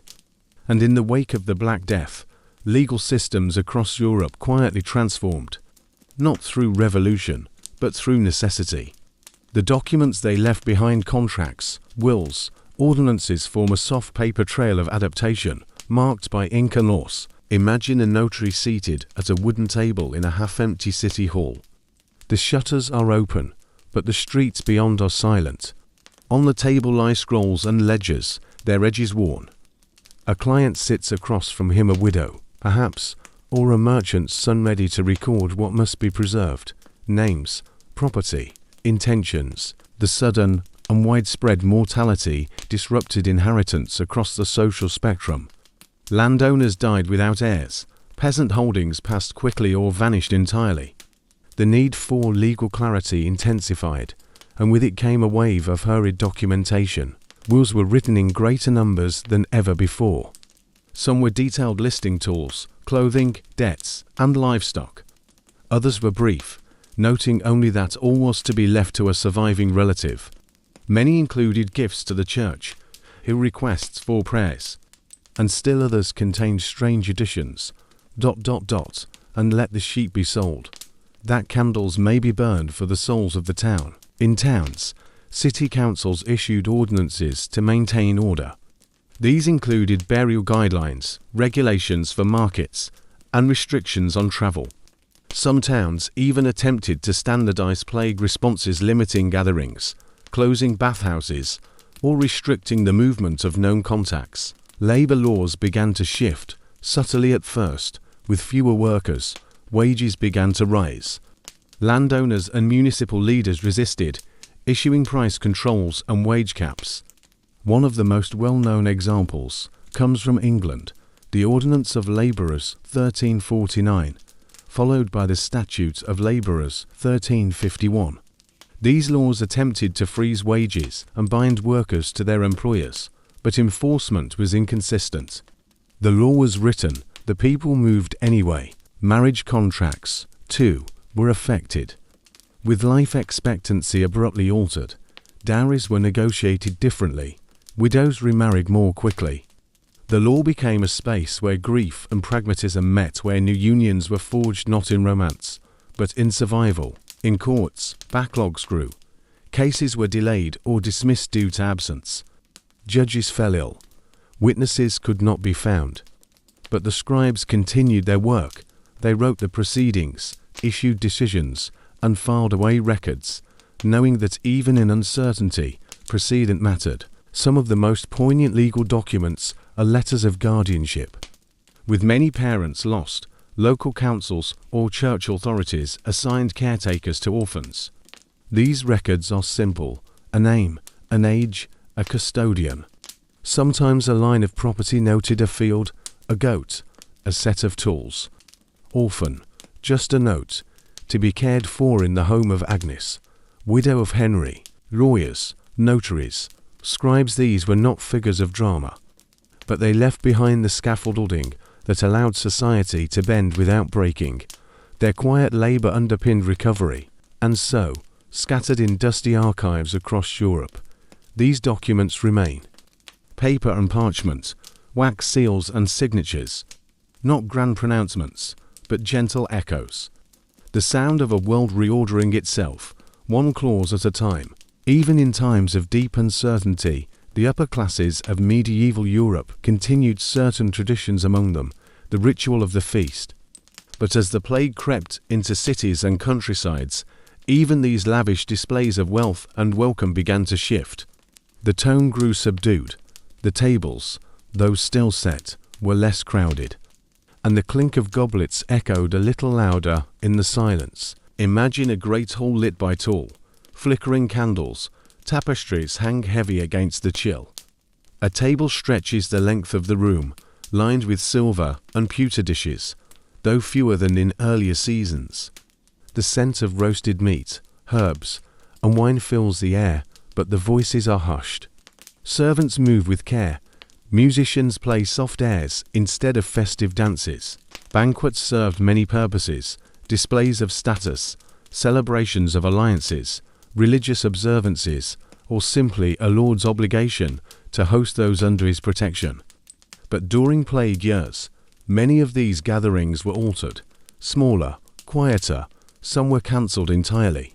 Where feasts were still held, precautions appeared. Guests might be fewer, seated with more space between them. Food was served in separate portions, rather than passed communally. Wash basins were offered at intervals throughout the meal, filled with scented water or vinegar. In some households, guests were asked to bring their own cups. Menus adapted too. Imported luxuries became harder to acquire. Citrus fruits, spices, and rare wines gave way to heartier, local fare. Yet for the wealthy, abundance remained possible. Game birds, cheese, fresh bread, stewed vegetables, and meats preserved from estate stores. Even the entertainment grew more introspective. Instead of jesters or tumblers, a feast might feature a quiet reading from scripture or poetry. Harpists played softly from gallery alcoves. Dancers were sometimes omitted altogether. The joy of celebration dimmed under the weight of loss. For some, these feasts became acts of remembrance. A chair left empty in honor of a family member. A dish prepared in a deceased cook's style. A toast raised not in merriment, but in quiet gratitude for the present company.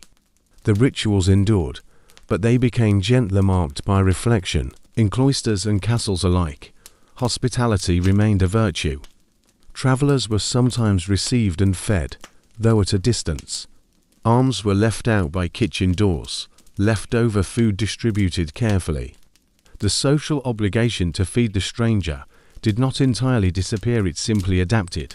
Accounts from noble households during these years include instructions for safe serving, the use of perfumed napkins, and the burning of herbs at the center of the feast table to purify the air. Dishes were rinsed in diluted wine or brine. Cups were marked for individual use. These details appear not in panic, but in practice an evolving etiquette of caution. The banquet, even under plague, remained a symbol of order, a way for the household to affirm its rhythm, its structure, its generosity. Though the laughter was quieter and the faces fewer, the table still offered warmth. Bread was still broken, wine was still poured, and in that moment under candlelight, amid the scent of rosemary and meat, the world felt, if only briefly, a little less uncertain. Across the countryside of medieval Europe, scattered among fields and forests, were hundreds of small villages, some no more than a cluster of cottages, a church, and a patch of common land. Many of these settlements had existed for generations, their names whispered in parish rolls and etched onto boundary stones. But in the wake of the Black Death, a quiet exodus began, and many of these villages simply disappeared. Imagine walking through a sun-drenched meadow. The grasses ripple gently, and wildflowers bloom without pattern. To the unknowing eye, it is just open land, but beneath the surface, the soil tells another story. A low rise marks where a cottage once stood. The faint outline of a track runs between two tree lines. And in the spring, daffodils bloom in a curious square, following the path of a long-forgotten garden. These are the lost villages of the plague years. Their abandonment was rarely dramatic. There were no fires or battles, no declarations or ceremonies. They simply thinned. A family moved away, a house collapsed, the well ran dry. And eventually, the last light in the last window went dark. Some were emptied quickly. In regions where the plague hit hardest, entire populations vanished within weeks. With no one left to tend the land or repair thatch, nature returned. Fields grew wild, roofs fell in, sheep wandered through open doors. Others declined over time. Survivors moved to larger towns, seeking safety, work, or kin. A hamlet of 10 homes became 5, then 2, then none. The church bell fell silent. The path to the stream became overgrown. The memory of place faded. In some regions, these abandoned villages were folded into larger estates. Lords redirected labor to more productive manners. Tax rolls were adjusted. Land once divided among many tenants was consolidated, leased anew, or left fallow. And yet, in the records, they linger. Names appear in royal surveys, then vanish. Tithes collected 1 year go unmarked the next. Legal disputes are never resolved. A clerk notes, no tenants remain at Barlow. Let the land be reclaimed. Today, archaeologists trace these villages not through walls, but through patterns. A scatter of pottery shards, the ghost of Rijan furrow ploughing beneath satellite imagery. Foundations hidden under bramble and soil. Churchyards with no village beside them. Villages were more than places, they were communities.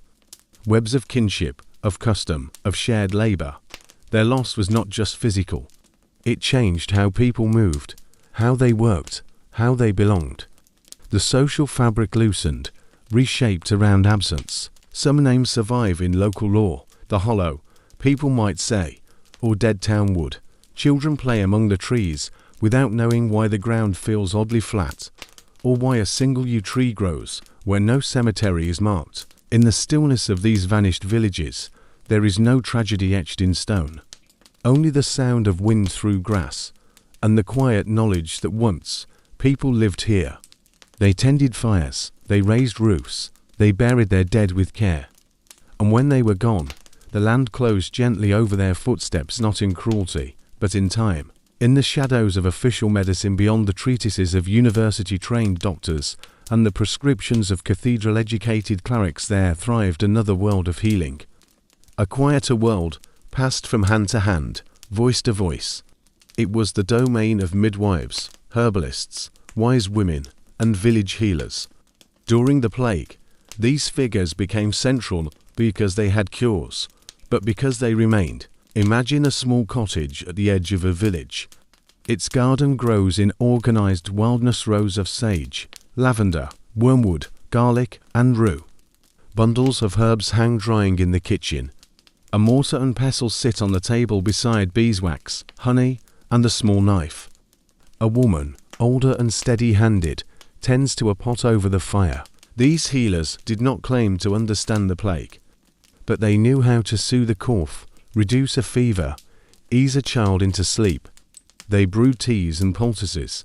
They wrapped limbs in cloth, soaked in vinegar and thyme. They whispered charms, not spells, but protective words, often threaded with scripture or rhyme. Garlic was a common ally, believed to ward off evil and disease alike. Onion was sliced and placed in homes to draw out the poison. Vinegar was infused with rose petals and mint, then used to wash hands and faces. Juniper was burned, basil planted near doors, some remedies bordered on ritual. An egg laid on the day of a full moon, mixed with ashes and elm bark. A ribbon worn until it frayed, a locket filled with salt. These were not cures, but comfort's ways to bring order to uncertainty. In many villages, the healer was the one person everyone knew. She had helped birth children, had tended the sick, had buried the dead. Her knowledge came from practice, not parchment, from remembering what had worked and when it had not. Their reputations were double-edged, respected by some, feared by others. Accusations of witchcraft were rare in this period, but not unknown. Still, most communities knew the difference between danger and devotion. When illness struck, the healer's door was knocked upon gently, and often in the early hours of morning. Some male healers existed, particularly among monastic herbalists. But in village settings, it was often women mothers, widows, aunts who carried the burden. They were caretakers in times of pain and passage, not miracle workers, just present. These traditions were rarely written down, recipes passed by memory. measurements described in handfuls and pinches. What remains today are glimpses, notes in household books, references in court records, a few lines in the margin of a monk's diary. Modern science has since evaluated many of these remedies. Some had antibacterial properties, others were merely symbolic. But the effectiveness was never only in the plants, it was in the presence. The act of being cared for, the belief that something could be done. In times of despair, the healer's garden was not a cure. But it was a sanctuary, a space where time moved differently, where roots were harvested in rhythm with the moon, where grief was met with warmth and bitter herbs, and the scent of rosemary drifted through the open window long after the visitor had gone. Above the working lands and behind their fortified walls, the nobility of Plague-era Europe experienced a different kind of entrance. Their homes were larger, their stores deeper, and their servants more numerous, but privilege did not mean immunity. It meant responsibility. And for many lords and ladies, the years of plague were marked not by revelry, but by the quiet labor of preservation. Imagine a castle nestled in the hills of Burgundy. The towers are strong, the walls thick, the drawbridge raised. Inside, the great hall sits mostly empty. A fire burns low in the hearth. A lord stands by the window, reading a letter brought by courier and sealed with trembling wax. Landowners faced a double burden during the plague. On one hand, they were better insulated, able to flee the city, to isolate, to command supplies. On the other, they oversaw estates dependent on people who were suddenly gone. Tenants vanished, rents went unpaid, fields were left untilled, decisions followed. Some nobles forgave dues temporarily, understanding the devastation. Others pressed harder, desperate to maintain income and order. A few tried to repopulate their estates, offering better terms to new tenants, early signs of the labor negotiations that would reshape Europe's rural economies. Inside these households, life narrowed. Meals were taken in smaller groups, celebrations were postponed or muted. Guests were discouraged or quarantined. Letters replaced visits. Music was played more for comfort than display. The household staff, though reduced, became vital. A trusted steward might oversee both estate accounts and household health. A physician, if one could be retained, monitored symptoms daily. Cooks adapted to smaller pantries, and tutors shifted lessons to keep children occupied and grounded. Noble women often held families together in these times. With husbands away or ill, they managed correspondence, oversaw food stores, arranged care for dependents, and prayed in chapel naves for those they had lost or might still lose. Faith was visible. Chapels were adorned with fresh candles. Psalms were copied. Donations were made to nearby churches. Some lords founded new altars in thanks for their survival. Others paid for the care of orphans left by plague within their lands. Yet for all their resources, nobles shared the same uncertainties. Who would inherit if sons died? What would happen to the estate if the household line broke? Would labor return when the fields turned golden again? Some answered these questions with stone founding chapels, endowing hospitals, commissioning tombs not yet needed. Others withdrew, retreating into prayer or travel, leaving stewards to manage affairs while they wandered in search of quieter air. And when the worst passed, the nobility emerged changed.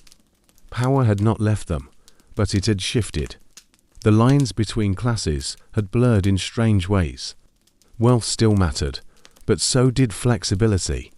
Nobles who had adapted, who had shown mercy, managed wisely, or stayed with their people held their lands more firmly. In solitude and command, the nobility of the Black Death learned a quieter form of leadership, not only by decree, but by example. In the still halls of their estates, they watched the world contract and prepared, patiently, for its eventual return. While public worship changed during the Black Death, services shortened, processions halted, altars approached with caution. Faith did not vanish. It shifted inward, into homes and hearts. In bedrooms, kitchens, and garden corners, people practiced quiet devotion, not for spectacle, but for solace, a gentle persistence of belief, sheltered from the world's noise. Imagine a wooden shelf in a modest home. Upon it rests a carved wooden crucifix, a few beads strung together into a makeshift rosary, and a scrap of parchment bearing a psalm written in a steady, careful hand. A small lamp burns nearby, not bright, but enough to make the shadows gentle. With many churches closed or limited, the home became a sacred space. Families prayed together by candlelight, reciting litanies from memory or whispered fragments of Latin. Psalms were sung in hushed tones, sometimes accompanied by the faint strumming of a lyre or the slow beat of knuckles on a table. Walls bore images, modest icons, or drawings of saints, sometimes made by hand. A sprig of blessed palm from a past Easter might still hang near the door. Holy water, kept in a stoppered jar, was used to mark the forehead each morning.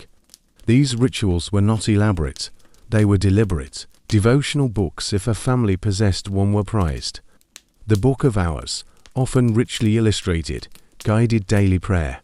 In many homes, children learn their first letters by tracing the names of saints. Older family members taught blessings for food, for healing, for safe passage through the night. Silence, too, was part of the practice. A moment held at the table before eating, a pause before lighting a hearth, a breath taken before leaving the house. These were not formal rites, but small, sacred habits, threads of reverence woven into the day. Not all devotion was somber. Some was quiet gratitude, for bread unspoiled, for a neighbor's safe return, for a morning without fever. People gave thanks aloud, knelt beside beds, kissed the hands of the sick. In doing so, they reaffirmed connection not just to God, but to one another. Many homes maintained altars, simple tables, or niches with candles, herbs, and folded cloth.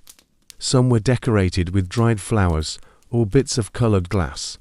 During feast days, these altars glowed brighter, not in grand festivity, but in soft remembrance. Children, though confused by the loss and silence around them, often engaged with devotion through imitation. They copied their elders' gestures, repeated short prayers, and held small crosses carved from bone or wood. Faith, in its domestic form, became an inheritance of presence more than doctrine. Even non-religious acts took on sacred weight. Tending the sick, preparing food, sharing grain with a neighbor. These acts became forms of worship, not bound by church walls, but by compassion and routine. Through these quiet practices, many found a way to keep going, to believe not always in salvation or understanding, but in care, in order, in the enduring rhythm of prayer, even whispered. Faith during the Black Death was not always about miracles. Often, it was about showing up to the moment, lighting a candle, turning a page, touching a carved cross with a tired hand, and letting that small act be enough. In the aftermath of the Black Death, as cities refilled and churches reopened, one of the most visible responses to loss took the form of stone. Tombs, memorial slabs, effigies, and inscribed tablets began to appear not only in cathedrals, but in modest parish churches and countryside chapels. These were not displays of vanity, but gestures of remembrance, carved, chiseled, and placed with care. Imagine a small chapel on the edge of a town. The walls are rough-hewn, its windows simple and narrow. Near the altar lies a flat stone slab, worn smooth by centuries of feet.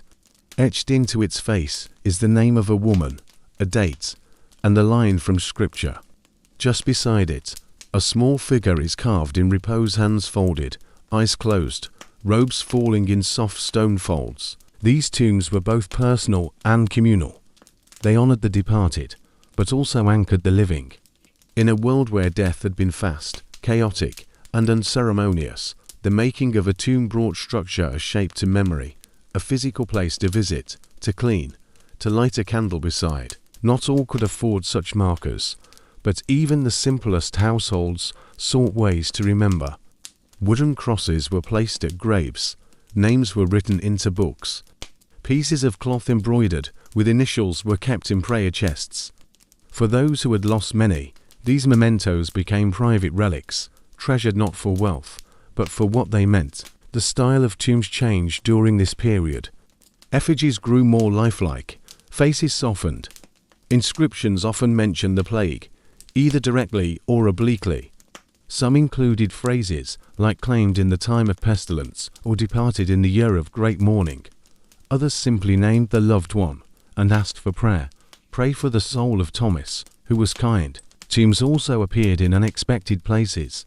Wealthy patrons commissioned side chapels or altars in memory of entire families. Some towns erected public memorial crosses, stone markers in market squares or near wells. These, too, became places of reflection, where people might pause during daily errands to murmur a name or a prayer. Artisans found purpose in these commissions. Stonemasons carved roses, angels, and stars into marble. Letters were etched in Latin and vernacular tongues. Blacksmiths forged railings around grave plots. Painters adorned panels with scenes of saints guiding souls, not in terror, but in serenity. Children were remembered, too. Small grave markers with simple carvings: a lamb, a flower, a star. Their names, if recorded, were often followed by short blessings: beloved of God, a quiet joy, return to soon. Some tombs carried no names at all. Communal memorials rose in places where plague pits had been stone slabs inscribed with collective verses, meant to offer dignity where no personal memory could be kept. And over time, the tomb became not just a record of death, but a reflection of love, of sorrow turned into craft. Families returned each year to place flowers, sweep the stone, whisper names. In these acts, the dead remained near. Legacy, in the years after the Black Death, was not always grand. It was often soft: a line of verse, a carved hand, a stone worn smooth, not by wind, but by generations who paused, remembered, and continued on. As the plague's long shadow began to recede, it left behind not just grief and empty homes, but space. Space for regrowth, rethinking, and the quiet reshaping of daily life. Those who survived emerged into a world that was familiar, yet altered. Not ruined, but rewritten in subtle strokes. Imagine a village square in early spring. The trees have begun to bud. The cobblestones are uneven, but swept clean. A child plays near the well. A merchant arranges baskets of apples. The air is gentle, and though quieter than it once was, it carries the hum of life returning. For many, the end of the plague did not come with a single event, but as a gradual easing. Fewer tolling bells, more days without new burials. Doors reopened, fields were cleared. People ventured out first with hesitation, then with habit. In towns, artisans reopened their shops. Masons, weavers, coopers all found their trades needed more than ever. In rural areas, families reclaimed abandoned plots, sometimes moving into homes once occupied by others. The land was generous to those who remained. Wages rose, opportunities widened. The scarcity of labor gave survivors leverage. Serfs, once bound to lords, negotiated their terms. Journeymen found work more easily. Women stepped into roles left vacant, not just temporarily, but with permanence. Social structures shifted not dramatically, but perceptibly. Nobles rebuilt their households, but with fewer retainers. Clergy reordered their parishes. Councils recorded new names. Inheritance lines, once rigid, twisted in unexpected ways. There was a cultural response, too. Art grew more introspective. Writers penned reflections on mortality, on time, on the fragility of the world. Songs returned, but their melodies often carried a trace of sorrow minor notes beneath major chords. Children born after the plague grew up with its memory in the air, but not in their bones. They inherited stories, not scars. And slowly, laughter returned to courtyards, markets bustled. Festivals reappeared, though their costumes and songs sometimes bore darker undertones. Churches filled once again. Bells rang for weddings and baptisms, not only for the dead. Fields bloomed with rye and barley. The rhythms of the past resumed, but now with pauses, quiet moments of reflection tucked into the folds of everyday life. People remembered, not always out loud, but in gestures. A prayer before planting, a flower left on a doorstep, a candle lit in a window. Memory wove itself into the new world, not as weight, but as thread. And so, the post-plague world was not a world of despair. It was a world rebuilt, gently and carefully. A world where silence had taught people to listen, where absence had deepened the value of presence, where the rhythm of life, once broken, found its measure again. Thank you for staying with me on this long, slow journey through quiet gardens, shuttered homes, empty streets, and flickering candles in dim chapels. The story of the Black Death is not only one of sorrow, it is also one of persistence, of gentle hands folding linens, of names whispered into the margins of parchment, of a world that continued, even as it changed. If you're still awake, thank you for listening. And if you've already drifted off somewhere between the ships at Messina and the healer's garden, that's perfectly fine, too. This story was always meant to be soft enough to let sleep find you. As always, if this video brought you peace, or helped you find rest, I gently invite you to subscribe to the channel. It helps us keep telling these stories slowly, carefully, and with care. And if you're still with us, I'd love to know, where are you listening from, and what time is it there? Every comment helps this quiet corner of the internet grow just a little warmer. The Black Death reshaped the medieval world, but it did not end it. People returned to their fields, songs were sung again in town squares, books were copied by flickering lamplight, children played in the shadows of abandoned villages, unaware of the stories that lingered beneath their feet. And now, as you rest in your own quiet space, soft blanket pulled close, the hum of sleep drawing near, remember this: even in the darkest times, history is not only about what was lost, it is also about what remained, what was rebuilt, what was tended, slowly and lovingly, by those who endured. May your dreams be still tonight. May the rhythm of sleep carry you far from the troubles of the day. And may the past, in all its silence, keep you company just long enough to let you rest. Good night.